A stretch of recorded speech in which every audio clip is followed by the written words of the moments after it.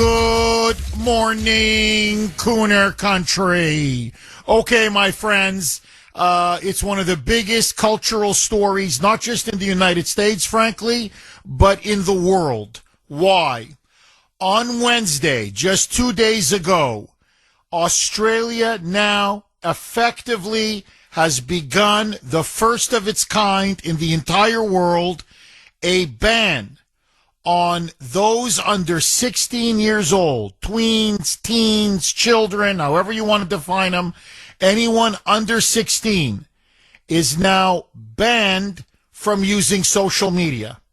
And in particular, they are banned from being on 10 of the biggest social media platforms: Facebook, Instagram, Snapchat, Reddit, something called Kick, which I have no idea what it is, YouTube, and of course X, or formerly Twitter.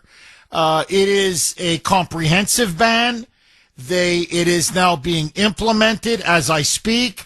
Hundreds and hundreds of thousands of 12, 13, 14, 15-year-olds are seeing their accounts deactivated, deleted from all of these social media platforms. And according to the Prime Minister of Australia, and the law apparently has strong backing in the Parliament, they passed it, and so far very strong backing from parents and from children's rights advocates. They say it is necessary.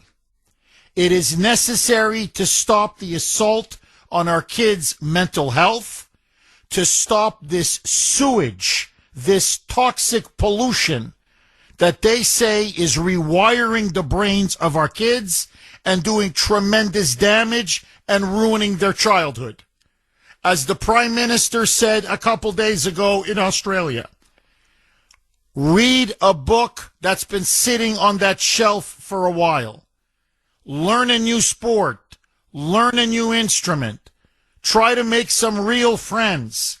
Go outdoors. Enjoy nature. Take a hike. In other words, start living like a child again.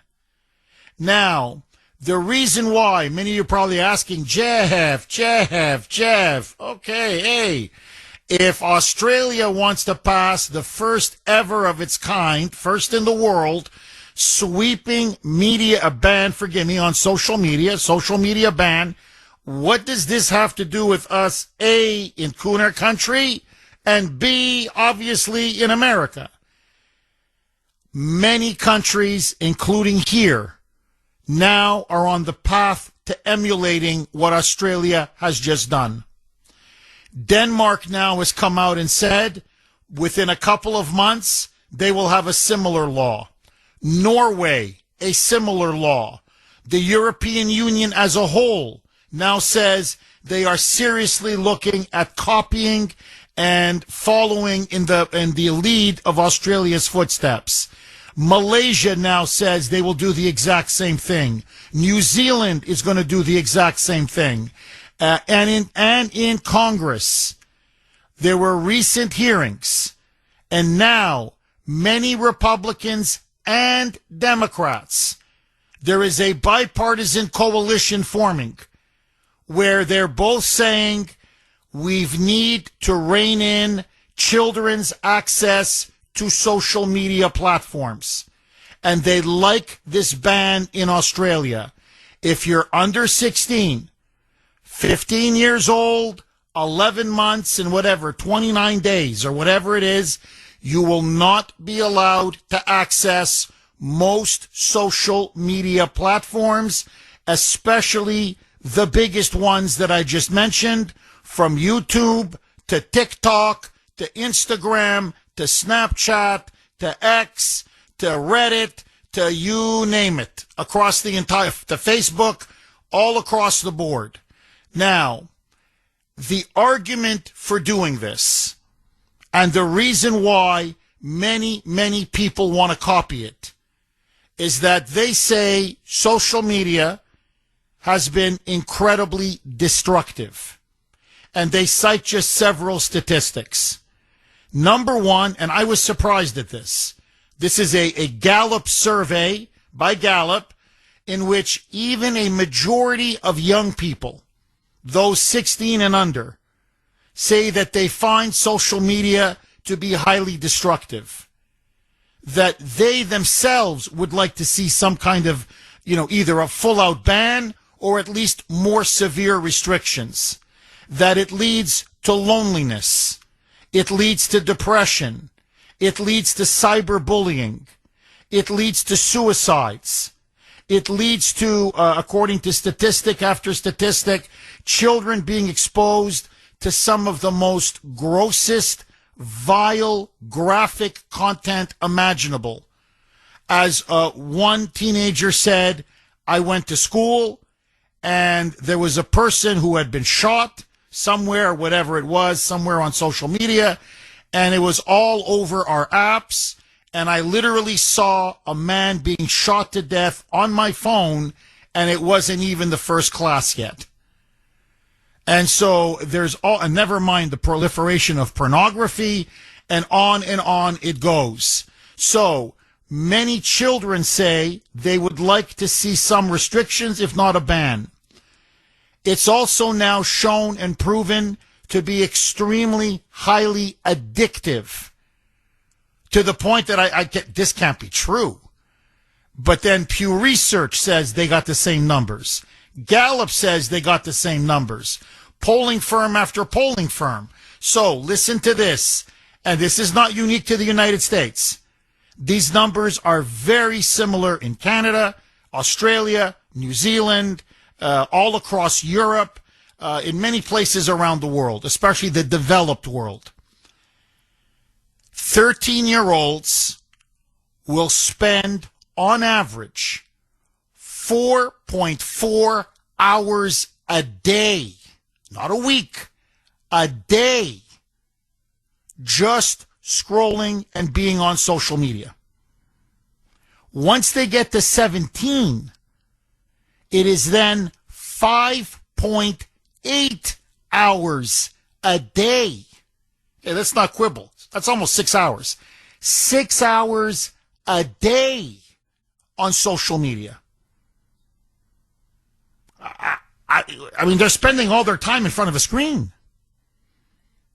And many experts, many psychologists, psychiatrists, many health experts are saying this is the first generation that literally has been grown up, has been raised with 4, 5, 6 hours every day of non-stop consumption of these social media apps and these social media platforms, that it is doing something to their brain, that they are being rewired, disrupted, and that they are now seeing sky-high reports and incidences and cases of depression, of suicide, of loneliness, of all kinds of body issues where girls think they're very ugly, or they're too thin, or they're too fat when there's nothing wrong with them. It has opened up a Pandora's box. Never mind the vile hatred, the vile hate that you see on social media all the time. And it is tearing communities and people apart. So, let me just say this. It's very clear I very much restrict and limit the use of my two children and what they can watch on social media and what apps they're even allowed or platforms to be on. They're not allowed to be on TikTok. It's garbage. They're not allowed to be, many things they're not allowed to be on. And we give them a timer in which they can only be on for 1 hour a day. That's it. That's it. They each have a phone. That's for an emergency, to call mommy or daddy. If they want, they can speak to their friends. But that's for them to have in case, God forbid, they need to reach us. And they have a 1 hour timer and only on certain media platforms, and we are constantly monitoring them. Now, I know this ban is popular, and obviously we can agree to disagree, but I'm against this ban. And I don't want it here in America. And I'll tell you why. I don't want Big Brother regulating speech. I don't want Big Brother telling kids and even parents what their children can watch and not watch, what they can do and not do. To me, this is a freedom of speech issue. I don't want the government regulating what my children or what I tell my children they can watch or not watch on social media. And on top of all of this, whatever happened to parental authority? To me, it is not the job of the state, and I'm sympathetic to the arguments. I do think social media on the whole is very bad for kids. There's no disagreement there. But that's my job as the father. That's Grace's job as the mother. 617-266-6868 is the number. Okay, every time this issue is raised, it's almost a 50-50 issue. People feel very strongly about it on both sides. Just so that you know, my wife is completely in favor of this ban. Grace loves it. Grace wants the United States to follow in Australia's lead. She wants to emulate something similar here. I don't, obviously. But the audience very split already, and we're just barely into the show today. 617-266-6868. Okay, let me ask all of you. Because Australia has now done it, and many other countries are saying they're going to follow, including here in the United States, and this is very rare. You've got many Republicans, many Democrats coming together, bipartisan, saying we need to ban social media for those under the age of 16. Now, funny enough, there's also Republicans and Democrats coming together to oppose. So, and basically, the fault line, not to oversimplify it, but it's the free speech advocates on the one hand versus the parental rights, in a sense, advocates on the other. Parents say they're overwhelmed. They can't monitor their children 24 hours a day, 7 days a week. That these big tech social media giants are, they're rigging these social media platforms to make them as addictive as possible to these kids. There is tremendous peer pressure at school. Everybody's got to be on social media. And so there's just too much, the social pressure, the peer pressure, the temptations are just too great. And so their kids are on it. They don't know what to do. They're at their wits' end. It is ubiquitous. It is everywhere. And they say it is toxic garbage. That 99% of what these kids are watching on social media is garbage for their brain. It's causing mental health problems, depression, suicide, cyberbullying, and even worse. Worse, you now have 10-year-olds being introduced to pornography. And it's now, Gen Z is the first generation in history in which they have been consuming porn since the age of about 10, 11, or 12. And they're saying it is having tremendous effects on their ability to socialize, to be intimate, to get married, to have relationships, to have children. So what they're saying is it's like giving your child a loaded gun. This is the argument many are making. Others, frankly, that's more my side, are not saying you're wrong. Most of the criticisms are right. But that's not for the government to decide. That's for the parents to parent their children, to take control of those devices. Don't give your child a phone, or do what Grace and I do, which is limit their time on it and monitor them. But that this should be up to the parents. This is about parental control, parental authority, and ultimately freedom of speech. Because I am convinced that if they can start regulating speech, and this is what this is, it's regulating speech and expression to those under 16, it's only opening the door to regulate more speech. Already, They're going after X and Twitter. The European Union wants more censorship. They're censoring people at home. They're putting adults even now in jail for what they say on social media. So to me, what they really want, this is the end goal. They want what's called a universal digital ID. That's the end game, where everybody now must be forced to register in order to use any kind of social media.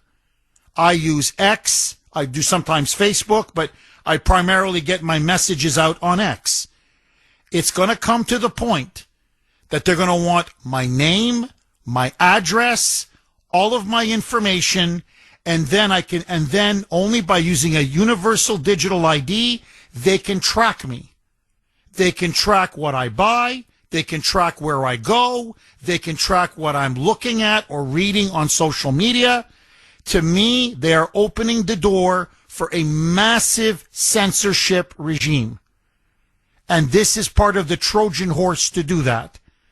It's never about the children. They always use the children as the excuse. But it's never about the children. You think politicians give a damn about our kids? They don't. It's always about more power and more control. And that's why Grace and I had a very good discussion last night. And she says, no, I'm telling you, you don't know how bad it is, Jeff. It's a cesspool. I monitor the kids, which is true. I monitor their social media more than you do. You have no idea what's out there. You have no idea how dark and satanic and evil it is and the effects it's having. These big tech companies don't give a damn about our kids. And as she put it, it's almost like cocaine for the brain. That's what much of this is. Cocaine for the brain. So I said, look, I hear you. That's why I want to monitor and limit the kids' time. I just don't want Big Brother to do it. And if I can be confessional, again, if I can be as honest with you like I'm in the confessional, I have two great regrets in my life. True, honestly, like political regrets. One, that I supported the Iraq War. I think now it's obvious it was a big mistake. And I've tried to make amends for that. And I've rechanged my thinking. And the second big regret is my support for the Patriot Act. Because that clearly was a massive violation of civil liberties. But you see, I believed the intent of what the politicians were telling us. 617-266-6868 is the number. Okay, should we have a social media ban for those under 16 here in the United States, as they currently now have the first of its kind in Australia? There are now lawmakers, both parties coming together. They're going to try to pass something next year, and we'll see what happens. But there is a lot of support for this here in the United States. This idea already, it's almost like wildfire. Denmark now is going to pass a very similar law. Norway, the European Union as a whole is now saying they're going to look into it. New Zealand is going to pass it. Malaysia is going to pass it. You could see many countries in the next 6 months pass a law very similar now to what just passed in Australia. 617-266-6868. Okay, this is Mark on Messenger. Jeff, you have to be 18 to vote, 21 to drink, 18 to join the military, 18 to get married. In some states, 21. In other states, you need to be 17 to get a driver's license. So I agree. If you're under 18, you should not be on social media because it's brainwashing kids and making them stupid. By the way, Grace agrees with you, Mark. That was one of the big arguments she was making with me yesterday. She goes, you want to talk about the dumbing down of America? She goes, my God, she'd throw not just the schools. She said social media, huge reason. But anyway, let that go. Mark continues. And COVID had a lot to do with this, Jeff, by closing all of the schools, keeping these kids stuck in the house, and all they did was watch social media. Although I do somewhat agree with you, Jeff, about parents, parental control, parental supervision, but parents can't watch their kids 24 hours a day, 7 days a week. They just can't do it, Jeff. And quite frankly, Jeff, many kids today can't give a rat's behind what their parents say. So basically, Mark is saying it's a good idea. Let's have it here. It's just we need it genuinely to protect our children. Agree, disagree. This is from Brian on Messenger. He's got a bit of a different point of view. Jeff. Democrats can't tell me what a woman is. I'm going to trust their opinions on what's best for my child? Hell no. Brian, I'm with you. Brother, I'm with you, my friend. Okay, one more, and then we're going to go to the phone lines. 617-266-6868. Larry on Messenger. Good morning, Jeff. I mean, this has worked great on preventing teens from drinking, smoking, and trying drugs. I mean, they all listen to that. You can't drink before you're 21. Don't do drugs. So that's another argument many are making. Even frankly, many of the teenagers are making. They're like, you think we're going to abide by this ban? You think we're actually going to give you our honest age when you want us to sign up now to see if we're eligible to be on these social media platforms? We're going to lie. So we're just going to get around it. You're not going to stop us. So that's one of the arguments they make. One of the problems, I think, okay, just leave aside the issue for a second, whether you're for or against, is that in this law, say the children lie. Okay, they say they're 16, it's under 16. So say you claim you're 16 when you're really 13, 14, or 15. The child doesn't get punished. There's no fine. There's no punishment. The parents, and that's another problem, the parents can say, okay, I'll just sign up for an account. I'm Jeff Kuhner, 56 years old, blah, blah, blah, give all my information, and then just give the passcode to Ashton and Ava and say, okay, guys, here, have fun, leave me alone, I'm working, go ahead, social media away, go rot your brain on TikTok or whatever, go, leave daddy alone. So if the parents break the law, or if the children break the law, there's no consequences or punishment or fines for them. The only ones that will get fined are the social media platforms. And the fine is as much as 50 million Australian dollars, which is about 33 million US. So the social media companies, if they're not deactivating these accounts, or if they're not aggressive enough in trying to prevent young people from signing up and getting onto these accounts and onto these social media platforms, these companies are going to be fined and fined and fined. But nothing happens to the parents and to the kids. Well, I mean, I'm not here to defend big tech, but that doesn't seem right to me either. If the law is the law, the onus shouldn't just be on the companies and on the social media giants. It should be on the parents and the kids as well. Am I wrong? I'm just throwing that out there. 617-266-6868. Okay, let me ask you, double-barreled question. Do you think we should ban social media for children under the age of 16? Do you support this kind of a ban? That's number one. Number two, what has been your experience with social media or your kids' experience with social media. Has it had horrible effects? What you're seeing now, there was just horrifying testimony just a couple days ago up on Capitol Hill.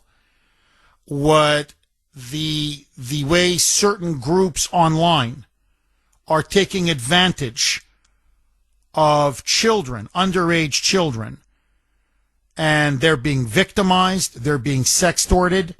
One, for example, there's one group called 764. The 764 group, this is one of the worst groups imaginable. I mean, this is a sick group. So they're composed of young teens themselves and in their 20s. And what they do is they prey on lonely or depressed or, I don't know, children who are overweight or whatever, socially awkward. And so what they do is they pretend to be their age, let's say 14 years old, and then they pretend to become their friends online. And say if it's a boy, they pretend to be a girl. And then they pretend to be sort of interested in the boy. And they eventually send pictures of themselves, more nude or sexually explicit pictures. And say, hey, I just showed you mine. Show me yours.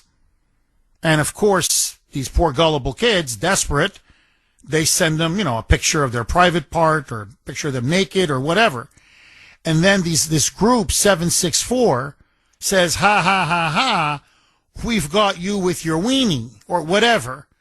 And if you don't pay us $500, literally, that's what happened. If you don't pay us $500, we're going to send this to everybody in your school.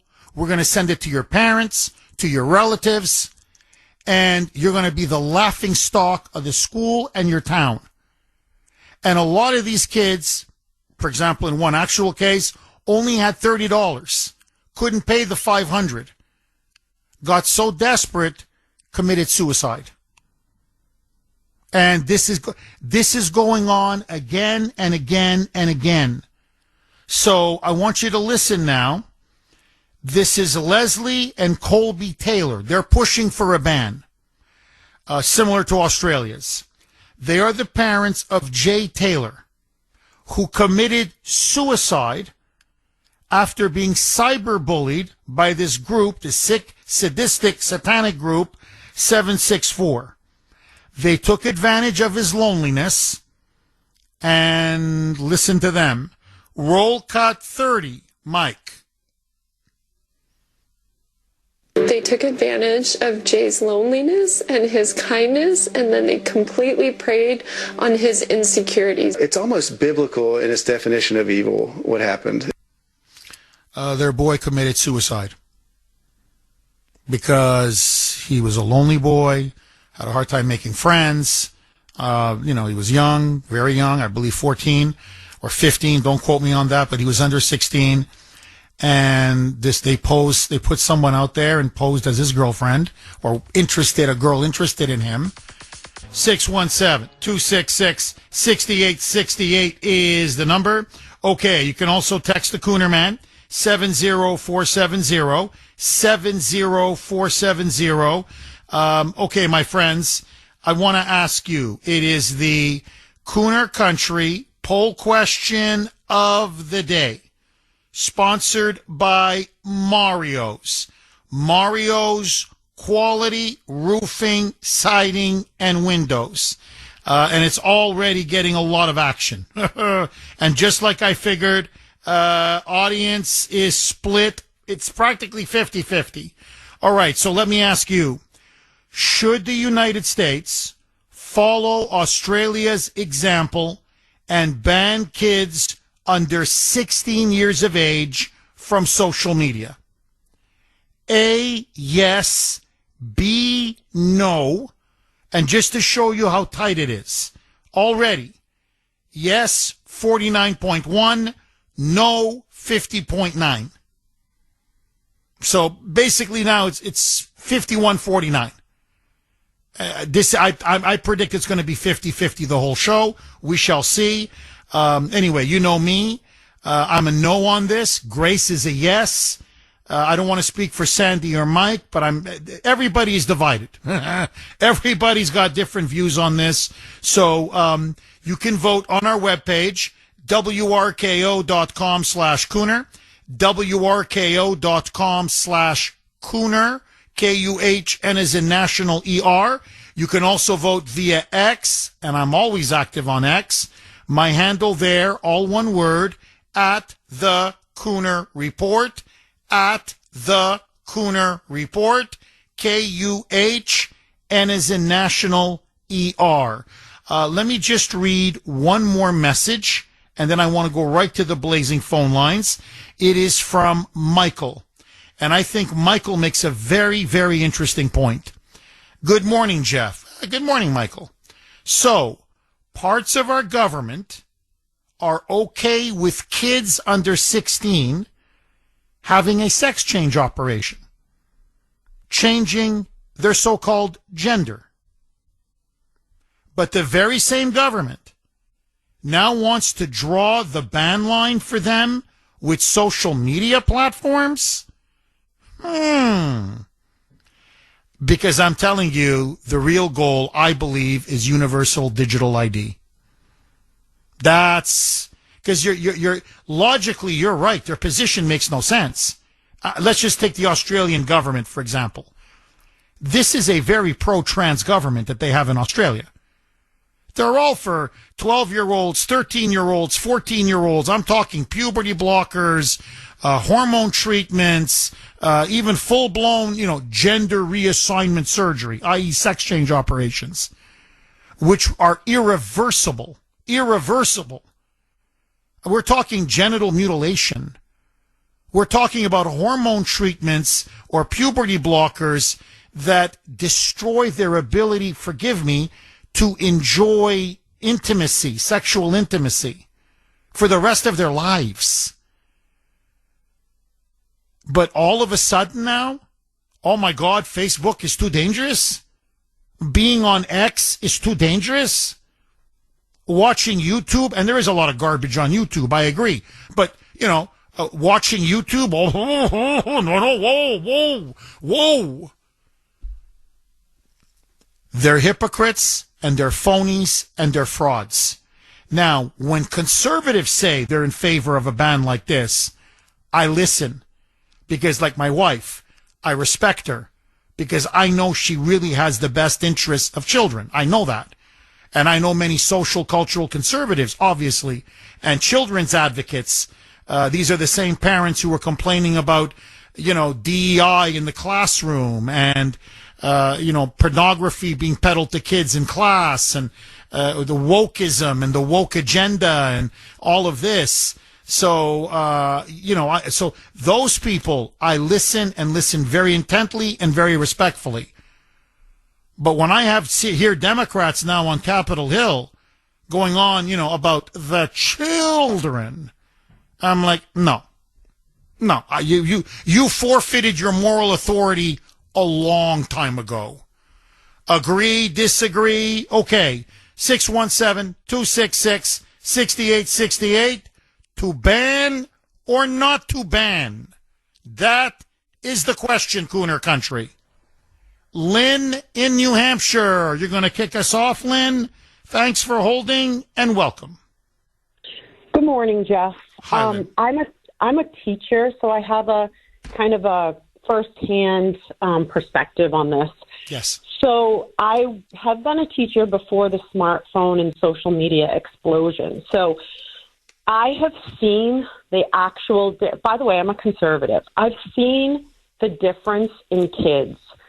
The government, yes, I understand what you're saying about bans. I get it. But we must protect the weak. And there is such a stark difference in kids. It preys on the vulnerable. And because of the breakdown of the family, the weak kids, the isolated kids, they're finding disturbing and perverted sites where they get that connection that they're not getting from their families. We have 8-year-olds watching pornography. And Jeff, like one of your writers said, Look at the COVID explosion when that truly happened, when kids were on TikTok all day. Look at the huge trans movement, the furry movement. I mean, we have to protect them from these sites. And I understand what you're saying, but just like your other, some of your other people who wrote in said, we don't let kids smoke. We don't let them drink under a certain age. This is too much for them to handle. And most of the parents have zero clue what their kids have access to, what they're doing. And just look at the school shooters, Charlie Kirk shooters. These people have been, they've been coerced, and they've been been impressed upon by these radical groups they find online. Lynn, do you work, I'm just curious, I know you're a teacher, but as a side gig, do you work for the CIA by any chance? No, because I do not. I swear to you, it's like you were listening in on yesterday's conversation at the dinner table between Grace and I.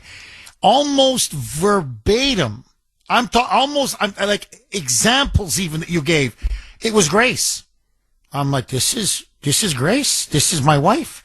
Except a little more with that Italian passion. Grace has a couple decibels higher. You know what I mean? With a kind of look on her face like, come on, how can you not get it, Jeff?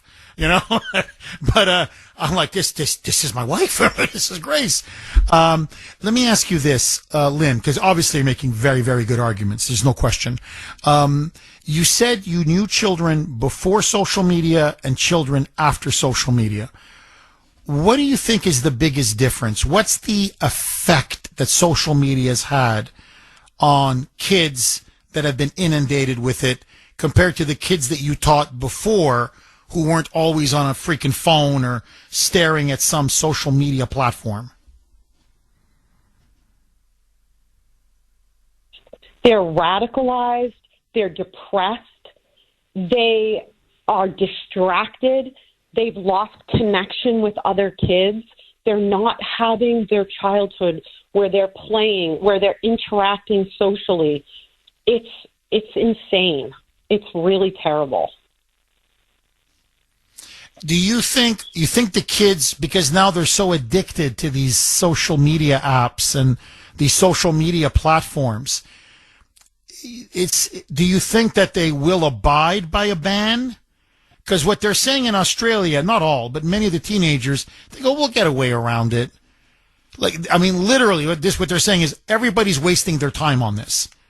That, we want our Instagram, we want our TikTok, we want our Snapchat, and we're going to find all kinds of ways to get it. So this is all, it's going to end up being one massive bureaucratic nightmare. What say you? Do you think it can be banned, or do you think they so crave it, they so need it, they're so addicted to it, it's like drugs. They're going to get it no matter what.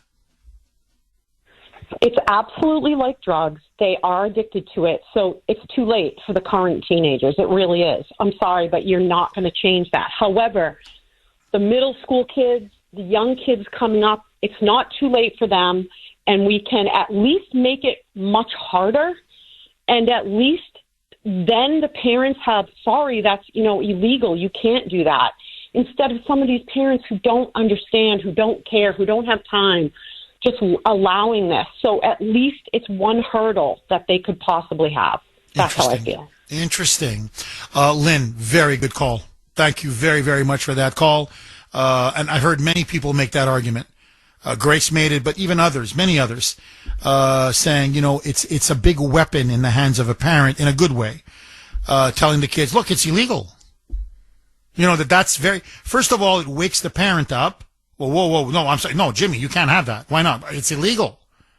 So it kind of forces the parent to get more involved. And, it's kind of as a deterrent to the kids. No, you can't have it. Why? It's against the law. Oh, look, let me just throw this out there. Again, this is what I said to Grace last night. I'm repeating my family dinner conversation on the air here. Just take the phone away. I mean, if it's that destructive, and it is very bad, I'm not saying that. And some parents are struggling with monitoring their kids or, overseeing their kids and what they're watching, what they're not watching. You're the parent. You're the boss. You're the authority. Just say, take the phone out of your hand. Thank you. In my pocket. That's it. Bye. You're not watching anything. Okay, but Jeff, you want your child to be able to reach you in case of an emergency. Buy him or her a flip phone. Here's a flip phone. And by the way, they're coming back in fashion. I'm serious. Because now you have adults who say, I'm just so tired of being addicted to the screen. Always, this is urgent. This is an emergency. This is a news break. This is like I'm always the screen. They go, look, I want to take hikes. I want to go outside in nature.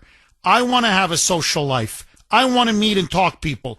I don't want my life to be dominated by this smartphone. So I only have a flip phone. That's it.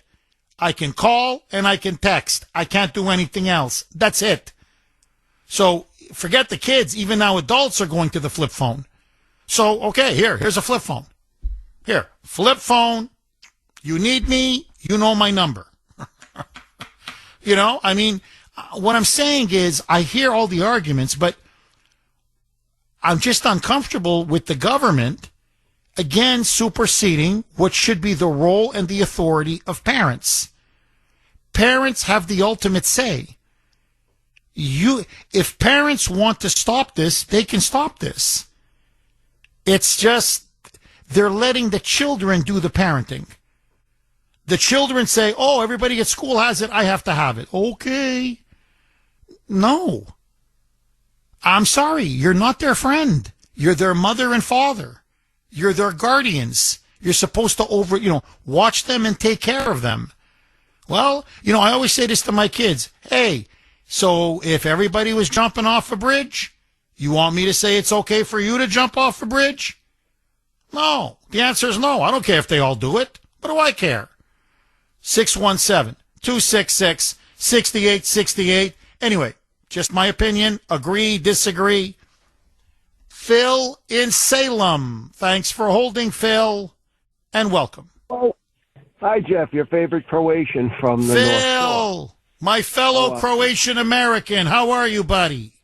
Doing well. Listen, Jeff, I've mentioned this before. I was in medicinal chemistry, working for big companies for 41 years. I've got 33 medical patents. I did work for NIDA, National Institute of Drug Abuse, as a part of NIH. You know what the problem with the phones are is that it is an instantaneous dopamine reward. Every time they get a like, they can actually measure the dopamine response. They did a study, and I'm not sure if it was Colorado or Colorado State, where they took the phones away from a group of kids for 2 weeks, ages 9 to 13. Every single one of them exhibited withdrawal symptoms. We had diarrhea, nausea, stomach cramping, withdrawal, severe depression. For 2 weeks, they couldn't get away from it. And my God, the mu receptor is very strong. That's the addictive receptor in the brain. And that's all it is it's dopamine. They want to be rewarded. You get a like. I went to the store and bought bread for my mom, and it was on sale. Oh, I got 27 likes. That's what it comes to be. It's basically counting points for basically rewarding their own brain. It's a form of mental masturbation. But even nature prevents you from self-gratification, but not when it comes to pressing a button on your phone. I use only a flip phone myself. I've never owned an iPhone because I like to look at people when I talk to them. If I need to talk to them from far away, like you said, I dial them. I don't need to scroll. My phone is a Duramax. I have nerve damage from exposure to chemicals. I can drop it from a 3-story building and it still works. Try that with an iPhone. Not going to happen. But parents, the problem is that parents have abrogated their parental rights because they're too busy making money for all the good things. They give the kids what they want. I laugh when I talk to my 90-year-old mom and say, you know what, you're a terrible mom. You never took us to Disney World. She said, no, we went to Central Park sledding in New York where we grew up in the wintertime. We went up to the Catskills in the summertime. We went on trips on all hikes and did stuff that was fun as a family unit. you know that Marxism and the communist system does not want a nuclear family. They have wanted to break the nuclear family because your soul belonged to the state, your heart belonged to the state, and your mind belonged to the state, not to your parents. And that's both fascism and Marxism. Both of them. Oh, Phil, you nailed it. Phil, if you don't mind, and you're making excellent points, I just want to go back to something you said earlier about the dopamine. And they did a study, 9-year-olds to 13-year-olds. And you take away the phones for a weekend, and it's like a heroin addict. It's like they go into withdrawal. And it has some of the very same symptoms. Diarrhea, nausea, they become nauseous. They start shaking. Phil, we ban drugs. Even some of the drugs that we've legalized, say like marijuana, you have to be, 18 or 21 to be able to smoke it. So if this really is a form of narcotics, an addiction, and operates similar to drugs on the brain, we make it illegal to use drugs. Why shouldn't we make it illegal to use, say, I don't know, TikTok or Snapchat or, all these other social media platforms? In other words, we ban alcohol, we ban drugs. You can't drive until you're 16, 17. You can't vote until you're 18. You can't, you can't drink until you're 21. We have all these regulations in place for minors. What's so bad if we regulate this for minors as well? What say you, Phil? I do believe it should be regulated. Oh, simply really? Because Okay. I do, and I'm a constitutionalist. We've spoken before. I lean conservative, but socially, I'm pretty liberal. The problem is, look, kid has an iPhone, he's going to use it. They'll find a way to hack a system. How about if you're under the age of 16, you can't get an iPhone. You have to get a flip phone, which does not have the capacity to download all those apps. I can't. People always say, I'm sending you something to your Facebook pages. Don't have Facebook. How about Indeed? Offer that, too, because I'm no longer a practicing chemist. How about TikTok? Nope, sorry. You know what? Call me. You want to talk to me? You want to get your message across? Dial the number. Is it so hard to press 10 buttons on your phone to call me? Maybe we can talk about other things other than telling me that you bought a loaf of bread for your mom at the store and it was on sale. Tell them to get a flip phone. At the age of 16, they can go and trade that cell phone, the flip phone, for an iPhone, which then you can have every app you want. Because by then, your brain is a little more formed. But we know that from the ages of 5 to 15, puberty, my God, kids are so easily swayed. That's why I was against sex changes for children, that they could make their own decision. A kid can't make a decision. He doesn't know from one day to another what's going to happen. Why? Because he's either got testosterone coursing through his veins or she has estrogen coursing through her veins. And so they're going to make rash decisions. They're not going to think things out. And this is where a parent, if they are good parents, can sit down and explain facts of life to them. And we're not talking about sex. We're talking about the whole world, that you can't just trust everyone. And by the way, Greg, Jeff, that 764 group has been tied to a Nigerian group which prey on them. They've already made multiple arrests on the 764, and they happen to be Nigerian and some East African countries because, well, after robbing old people of their funds because they say, your family died in a car accident, you got $10 million waiting, but we need $10,000 to free it up to the lawyers, and they give them the money without doing any homework. Kids do the same thing, too. You can sell them anything. You could probably sell a Brooklyn Bridge. Maybe not the whole bridge, but maybe would you like to own a rivet or two? I'm telling you. Phil, you're dead on. I got to say, you're making some really good arguments, as usual. As usual, my Croatian-American friend. If I don't hear from you before Christmas, Phil, have a very happy, Merry Christmas. And again, thank you for that call.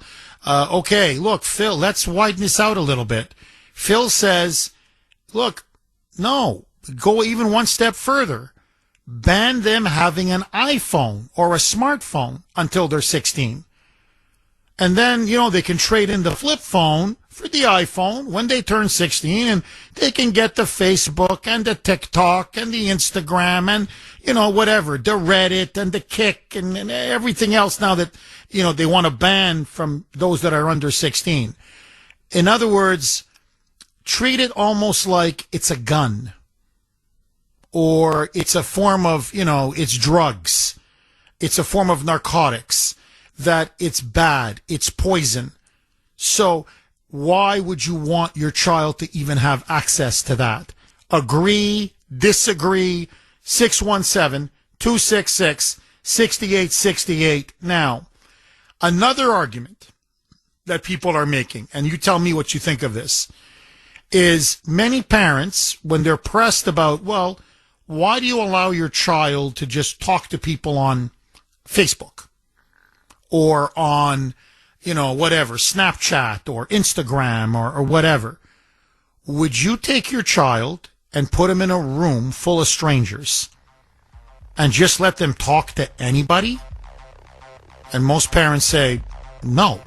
617-266-6868 is the number. Okay, let me ask all of you, just from your own personal life experience, would it help you? Would you be better off as a parent, grandparent, aunt, uncle, whatever? We have a lot of young people, by the way, who do listen to this show. I would love for them to call in as well on their way to school or whatever. Those even under 16. Would it make your life easier if you weren't able to use social media? One of the stunning things in these surveys is 51% of U.S. teenagers say they favor a ban. Now, which begs the question, well, if you hate it that much, why are you on it? And I think it's because their answer would be, well, everybody else is on it, and that's just how you stay plugged into your friends, into school, people who go to school and your community and just, whatever, young people in general. But that they feel a lot of pressure to be on social media and to be on it for hours and hours and hours at a time. And again, I know I said the stats in the opening monologue, but just please, I want to repeat them just very quickly to kind of reinforce our conversation. The average number of hours, by the way, it's not just for Americans, Australians, New Zealanders, Canadians, Europeans, Japan, South Koreans, in other words, the developed world. 4.4 hours a day for those that are 13 years old. 4.4 hours a day on social media. A day. It gets more addictive. You can see it because by 17, the average now is an incredible 5.8 hours a day. That's basically, let's not quibble, 6 hours. 6 hours a day on social media? Staring at a screen? God knows what they're watching. God knows what they're consuming. God knows what their brains are taking in. I'm sorry, where are the parents? My God, just the lost time. Never mind anything else. By the way, for whatever reason, and all the surveys show this, girls or whatever, young women, however you want to call them, teenage girls spend on average an hour more a day than teenage boys. So I don't know boys are spending a lot of time, don't get me wrong, but it appears that girls, for whatever reason, on average, everyone's different, but on average, are spending an hour more a day than boys. 617-266-6868. Now, look, to me, the answer is not a ban. I don't want to keep repeating myself. We have Ava on a timer, 1 hour a day, that's it, on social media. Ashton, 1 hour a day, that's it, on social media. But, that's up to the parents. Every parent is different. Every child is different. But look, it's a crisis. There's no question now. This is a crisis. 617-266-6868. If they did implement such a ban, would it make your life easier? Would it make your child's life easier? Would you get to see more of your children? Would your children actually, read a book? Go outside. I don't know, breathe some fresh air. Play a sport. Play an instrument. I don't know, talk to other live human beings. Actually have conversations. I don't know, live a little. Just do actual living. Are we robbing and destroying the childhood of our children? And I think that's what's driving this ban. In fact, almost verbatim, that's what the Prime Minister of Australia said. We are going to give the childhood back to our children. And when he said that, parents were just like, they were like, ah! They were all clapping at the big press conference that he held, announcing Wednesday as today is the day this ban now goes into effect. Anyway, I want to hear from you. 617-266-6868. Charles in Wilmington. Thanks for holding, Charles, and welcome. How are you? I had 2 or 3 things I just wanted to talk about, but yes, go ahead, great Charles. audience has expanded that. So I'm just going to say things quick, and then I'll hang up, and you can expand on. I'm 61. I believe you're 56. Yes. And the way that I was brought up, and I think how you were and how you are raising your kids, unfortunately, sadly, but true, our argument does not hold water anymore, because I will highball it. The way you raise your kids, less than 10% of parents do that. And I think about one caller was talking about with COVID, and by the way, that was a disgrace. Biden and Fauci, what they did. But parents were at home, and the excuse all the time was that they don't have enough time to work. And they were home for 2 years. And they're blaming COVID for them being on the phone. I mean, what the heck? I mean, why weren't they out playing with them? And you're a big person about, how history repeats itself and we all learn from it. I remember when I was growing up, people will say, don't put your kid in front of the boob tube. I don't know if you remember that. Yes. And then also, I don't like when people sue like big companies, when goes back to the parents, but it's very easy to do. Like, if you want to set up your iPhone, so when you pick it up, you don't have to put in a code. It goes to your face, but it goes to your eyes, okay? So get around if a kid is 16 years old or under, they can just stare into it. That might be a little extreme. And another thing, my mother, when she got older, I bought her that thing, if I fall and I can't get up, just a little... Charles, we're up against a hard break. Please hang on.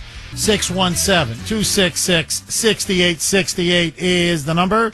Okay, I want to go back to Charles in Wilmington. But just before I go, a fascinating conversation with Mike. Mike, what are you, 27? 28? Mike? Okay. Are you 27 or 28? 27. So Mike's 27. Obviously he's not 16. I'm stating the obvious. But, he's still, very young man. He's grown up with social media now pretty much his entire life. And we were just talking. It's just fascinating, really, how different it is for me, and I suspect my generation, than his. Mike is a big football fan, professional, college, you name it. And he says, no, I watch TikTok all the time. I go, well, where do you get the time? He says, well, I'll just give you an example. If I'm watching a game on Saturday, say college football, and there's a commercial, there's a break in the game, well, then I'll just scroll on TikTok. A couple minutes, whatever. And then when the game starts again, I'll just, start watching the game. Or I'll go on Instagram. Or I'll go on X. Or, whatever. Or even when my friends are over. I said, but Mike, don't you have friends come over and watch the game together? He goes, yeah. So I said, well, Mike, I'm sorry, don't you talk to your friends? Right? Whatever. It's the second quarter. Oh, Michigan looks really good here, or whatever. Ohio State looks good. He goes, well, yeah, we talk, obviously, but we're also scrolling Instagram and Twitter, or whatever, X, as we're talking to each other during the break in the action. Mike is getting a tad defensive. All right. Mike is like, it's not 24/7. It's not like I'm watching TikTok. But when I mentioned to him 6 hours a day, he says to me, yeah, that sounds about right. I go, Mike, where do you get the time to like be on social media for 6 hours? And his answer was, well, it's kind of like filler time. He goes, it's not as if I say, hey, I'm going to block out 12 to 2 and I'm going to sit on my couch and watch TikTok. It's just there. It's just, whenever there's a break in anything, I just, I start looking at my phone. Now, I've noticed that you go to a restaurant, everybody's on their phone. To me, I think it's very sad. The mother, the father, the children, the mother's on the phone, the father's on the phone, the kids are on the phone. Nobody's talking to each other. It's like four individuals. In the morning, let's say kids are waiting at a bus stop. I don't want to do the back in my day, but, kids ran around, kids played, kids talked, they played tag, there was energy, life. It's 20 kids waiting at a stop, every single one of them head into a screen. Nobody looks left, nobody looks right, they don't talk to each other, they don't say a word to each other. And then they get onto the bus, and then everybody on the bus is on the screen. Social media has not brought us together. It has brought us apart.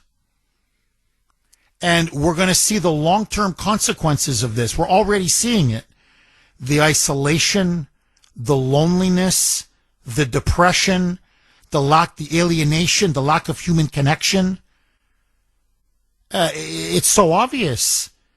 People need companionship. People need friends. People need human contact. As Aristotle famously said, man is men and women.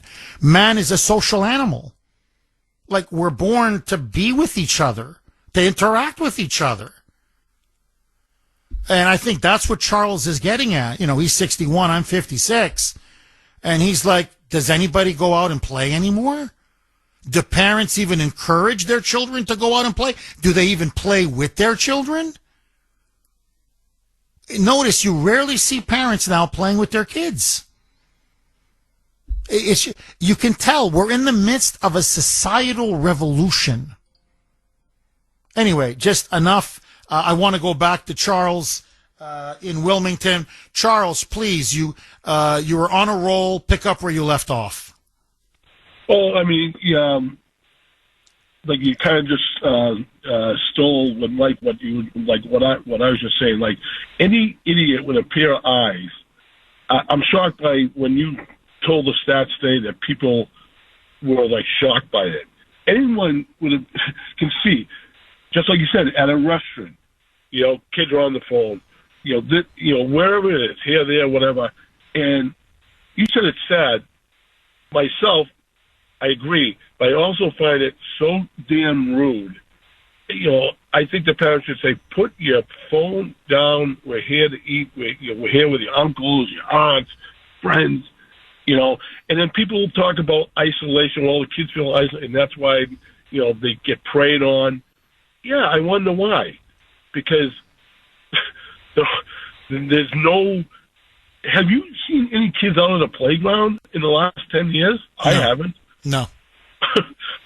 And another thing, let the parents, I don't really love this one, but let the parents decide to opt in, and God forbid, if they let the kid opt in and something happens, then they should be responsible because they made the decision.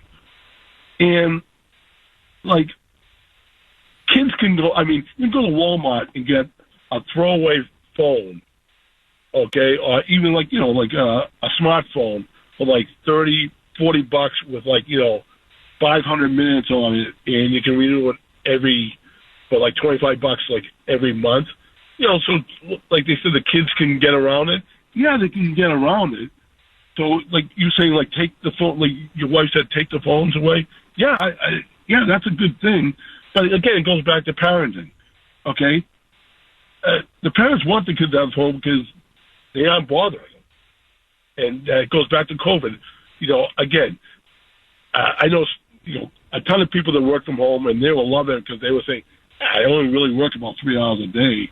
The rest of the day, I do laundry, this and that. Okay, so you had 2 years. You're saying that, you couldn't play with your kids before, or pick them up at school. You have a nanny. I got to put them in, preschool, whatever. And that was your excuse. But now you have 2 years, and now what's the next? Well, I can't tell you. I'm too busy working. I'm never home. I'm going to blame, social media. It's a brilliant point, Charles. I have to say, no, it's true. No, I mean, they were home. Many parents were home during COVID for a couple of years. And they never, I don't know, I'm not God. I can't see through every home. But I didn't notice a change in parents playing with their kids. I didn't notice. Look, I can tell you this. When I was growing up, it was a staple of growing up. My father played with me outside. Everybody's father or mother, whatever. The parents played with the children outside. Everybody did. The whole street. My street, I'm not criticizing my street. My street is very typical. I've never seen parents playing with their kids. Ever.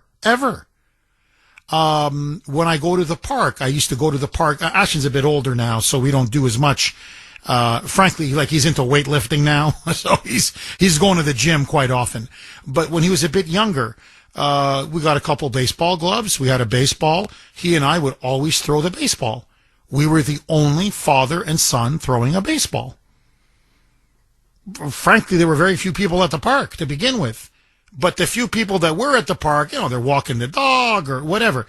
I don't think I saw maybe once I saw another father and a son throwing the baseball around or throwing a football around. When I was growing up, my dad and I threw the football around all the time. That's some of the dearest memories I have of my dad. His 1 year anniversary of his death is coming up, and at the funeral, I just kept being flooded with images of him playing with me, whether we played baseball, football, soccer, whatever. You just don't see that anymore. And honestly, I think we're depriving our children of something very sacred and very important. And I think that's why they have this craving. You can see it on them. 617-266-6868 is the number. Okay, it's the Kuhner Country poll question of the day, sponsored by Mario's. Mario's quality roofing, siding, and windows. As many of you know, we've been talking about it all morning. Australia now has passed the first ever in the world social media ban on children under the age of 16. If you're under 16 in Australia, you are banned. You cannot be on Facebook, Instagram, X, formerly known as Twitter, YouTube, Reddit, Kick. I could go on and on. About 10 of the biggest social media platforms in the world. Now many countries say they want to follow Australia's lead. Denmark, Norway, maybe the whole European Union, New Zealand, Canada's now looking at it. So is Malaysia. The big thing for us, Congress now says, both Democrats and Republicans, that we need something very similar here in the United States. So my question to you, should the U.S. follow Australia's example and ban kids under 16 years of age from using social media? A, yes. B, no. I am a no. Not that I'm not saying it's not toxic. It's that there aren't many very negative things about social media. There clearly are. But I believe it's up to the parents. I'm a big believer in parental sovereignty, parental authority, parental oversight, parental control. I don't believe it should be the government. It should be parents that do it, because I don't trust the government. But that's me. I want to hear from you. By the way, yes now is winning. 54.5% yes, 45.5% no. So I'm a no. Most of you, so slight majority, are a yes. I want to hear from all sides, obviously.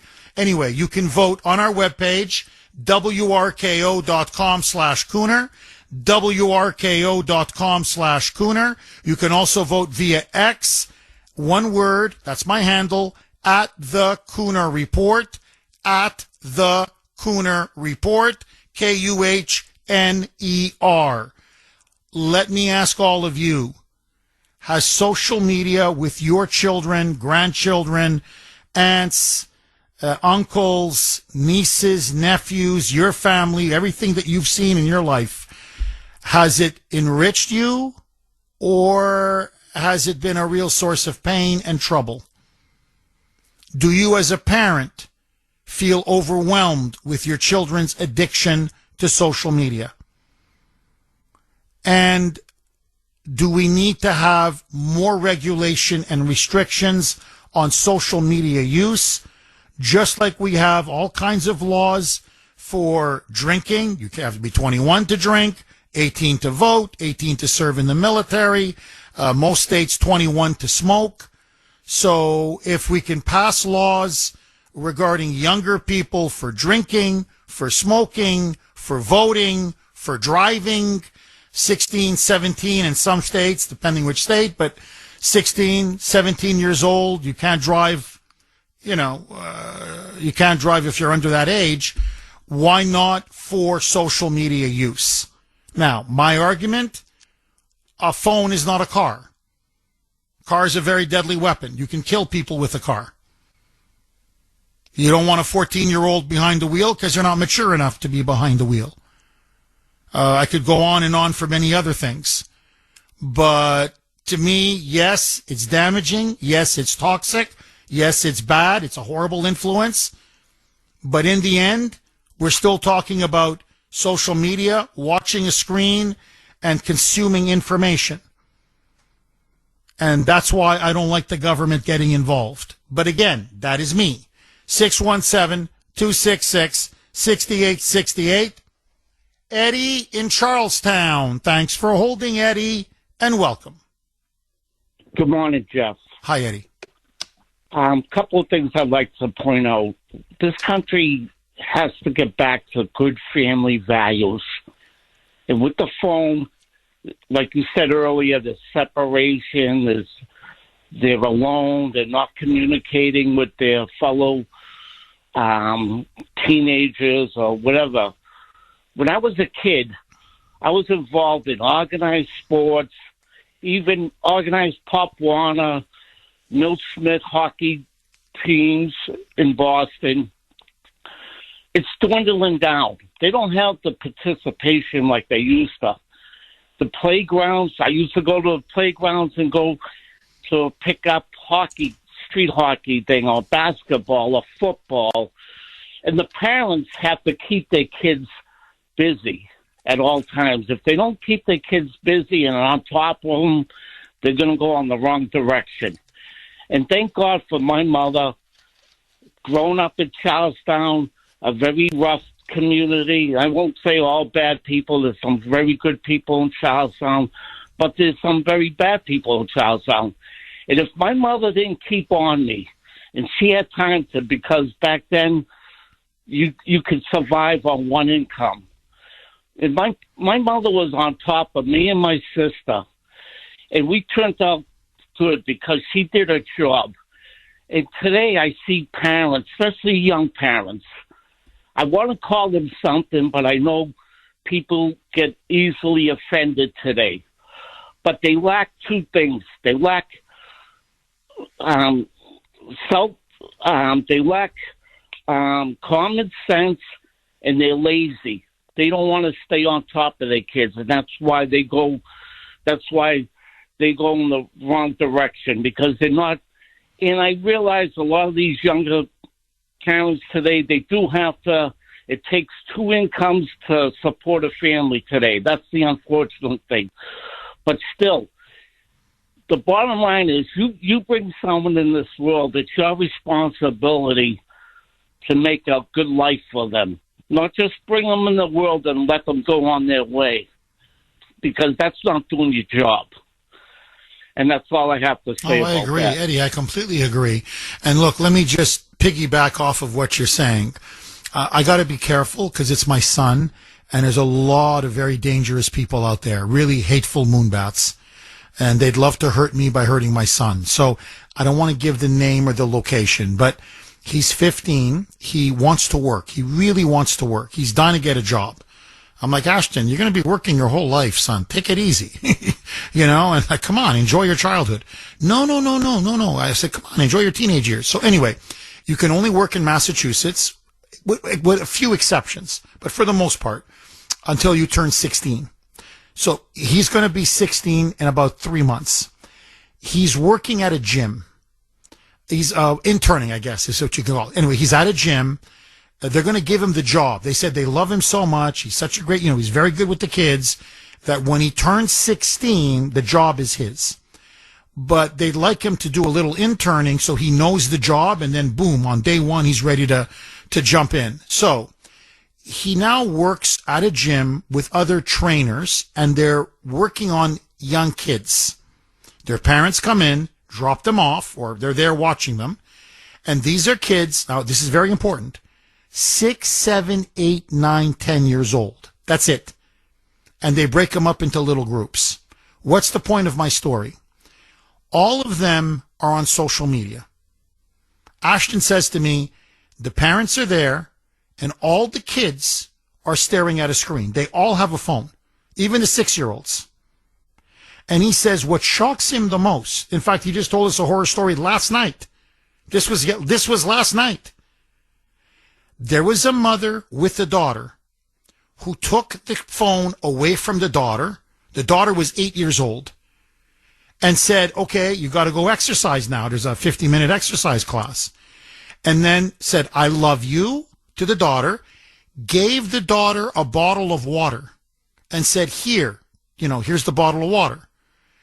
The daughter tells the mother in front of everybody, I can't say it on the air, I don't want the effing bottle of water, and you can go F yourself.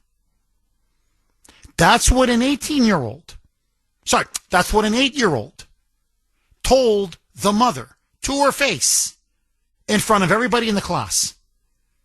Ashton said he was horrified. The other two instructors were horrified. The other kids were laughing. They thought it was a joke. The mother tried to just dismiss it as a joke, play it off as a joke, just laughing. Now, let me tell you what I told Ashton yesterday. If that was my dad, and I told him to go F himself, it didn't matter if it's a gym, I don't care where it is, home, public, outside, inside, he would have whacked me so hard, right on the spot, I would remember it for the rest of my life. In fact, even Ashton said, Dad, if that was you, you would have hit me in the back of the head. Like he goes, you were like, no, he went tush, like I would have been like a slap or a whack right in the head. I go, yeah. Now, the reason why I'm mentioning this is, Ashton said to me right away, Dad, it's the phone. The kids are getting this off of social media because they're watching other kids do it and they think it's funny. And so now it's cool to tell your parents to blank off. Now, I'm sorry. Ultimately, I can't blame Facebook or TikTok or Instagram or Reddit or whatever. I blame the mother. Your daughter just said, I don't want the blanking water, and you can go blank yourself. And your response is to laugh. Now, you're raising an ingrate and a monster. A spoiled monster, a brat, forgive me, a bee. You're raising a little bee. That's what you're raising. Okay? Rhymes with witch. Now, that's not a two-income family. I hear where you're coming from, Eddie. That's not, my mother has to work so hard, my father has to work so hard to put food on the table. to take care of us, so they're just not home a lot. And, you know, I'm watching too much social media. This is a question of parental respect. This is a question of respecting authority, respecting your parents, hell, respecting yourself. That's your mother. And ultimately, that respect comes from the mother and the father and how they're raising and disciplining their child. So, and by the way, Ashton's telling me you hear it all the time. This is him. Dad, I don't know what's going on out there. I'm like, what do you mean, son? They're all telling their parents to F off. And they think it's funny. The kids think it's funny and the parents think it's funny. Now, I'll be honest, you can't ban that. I mean, you're going to try. That's a parenting issue. And I think parents, younger parents in particular, have to look at themselves in the mirror. Because you don't respect yourself, obviously. So why would the kids respect you? And do you have any notion of what kind of a child you're raising? Who's going to be able to marry someone like that? Who's going to be able to hire someone like that? Who's going to be able to have lasting friendships with someone like that? You're not doing your child any favors. Anyway, I'm just telling you, this is how profound the crisis is. And this is a nice gym, by the way. You know, it costs money to be a member at that gym. It's not some, you know, I'm not talking about it's, I don't know where, somewhere in some ghetto or something where you say, wow, I don't know, there's gangs everywhere. No. This is a upper middle class area, and this is a nice little swanky gym. So their parents are professionals. You know, they're good earners, presumably with a good education. 617-266-6868. Agree, disagree. Okay, Friday, I'm a little late today. 8-ish.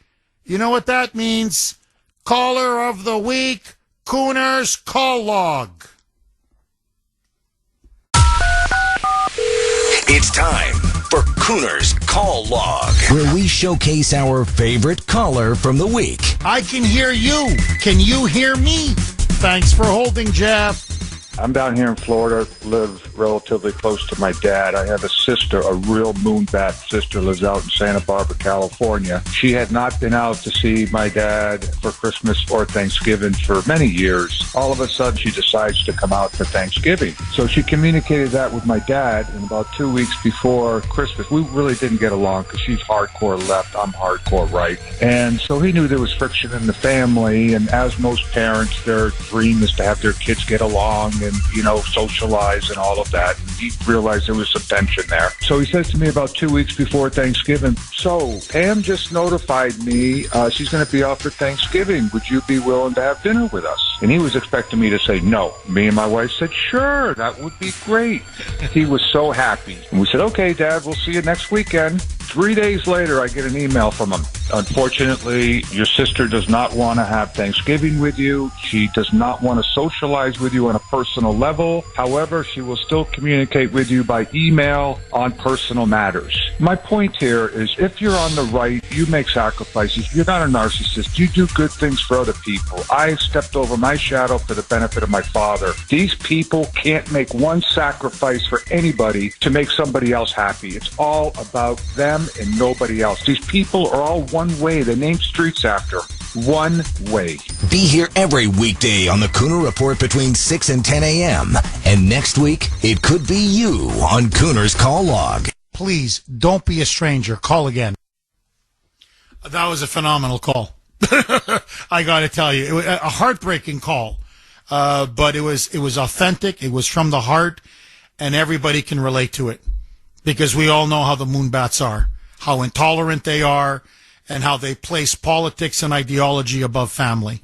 Anyway, again, best audience in the business. Okay, this is what Sandy said to me regarding that story I just told about, you know, the daughter telling the mother to F off as she's about to take, you know, an exercise class with my Ashton. And talking about, you know, it's bad parenting. and don't blame social media as much as bad parenting. This is what Sandy says, and I think she's got a point. Jeff, it's a function of both. Lack of discipline and glorifying bad behavior on the internet. Also, don't forget that the mother would have probably been arrested or reported to DCF if she disciplined her child in public. Well, that's how insane things have gotten. But, at a bare minimum, I don't know, you're coming home with me?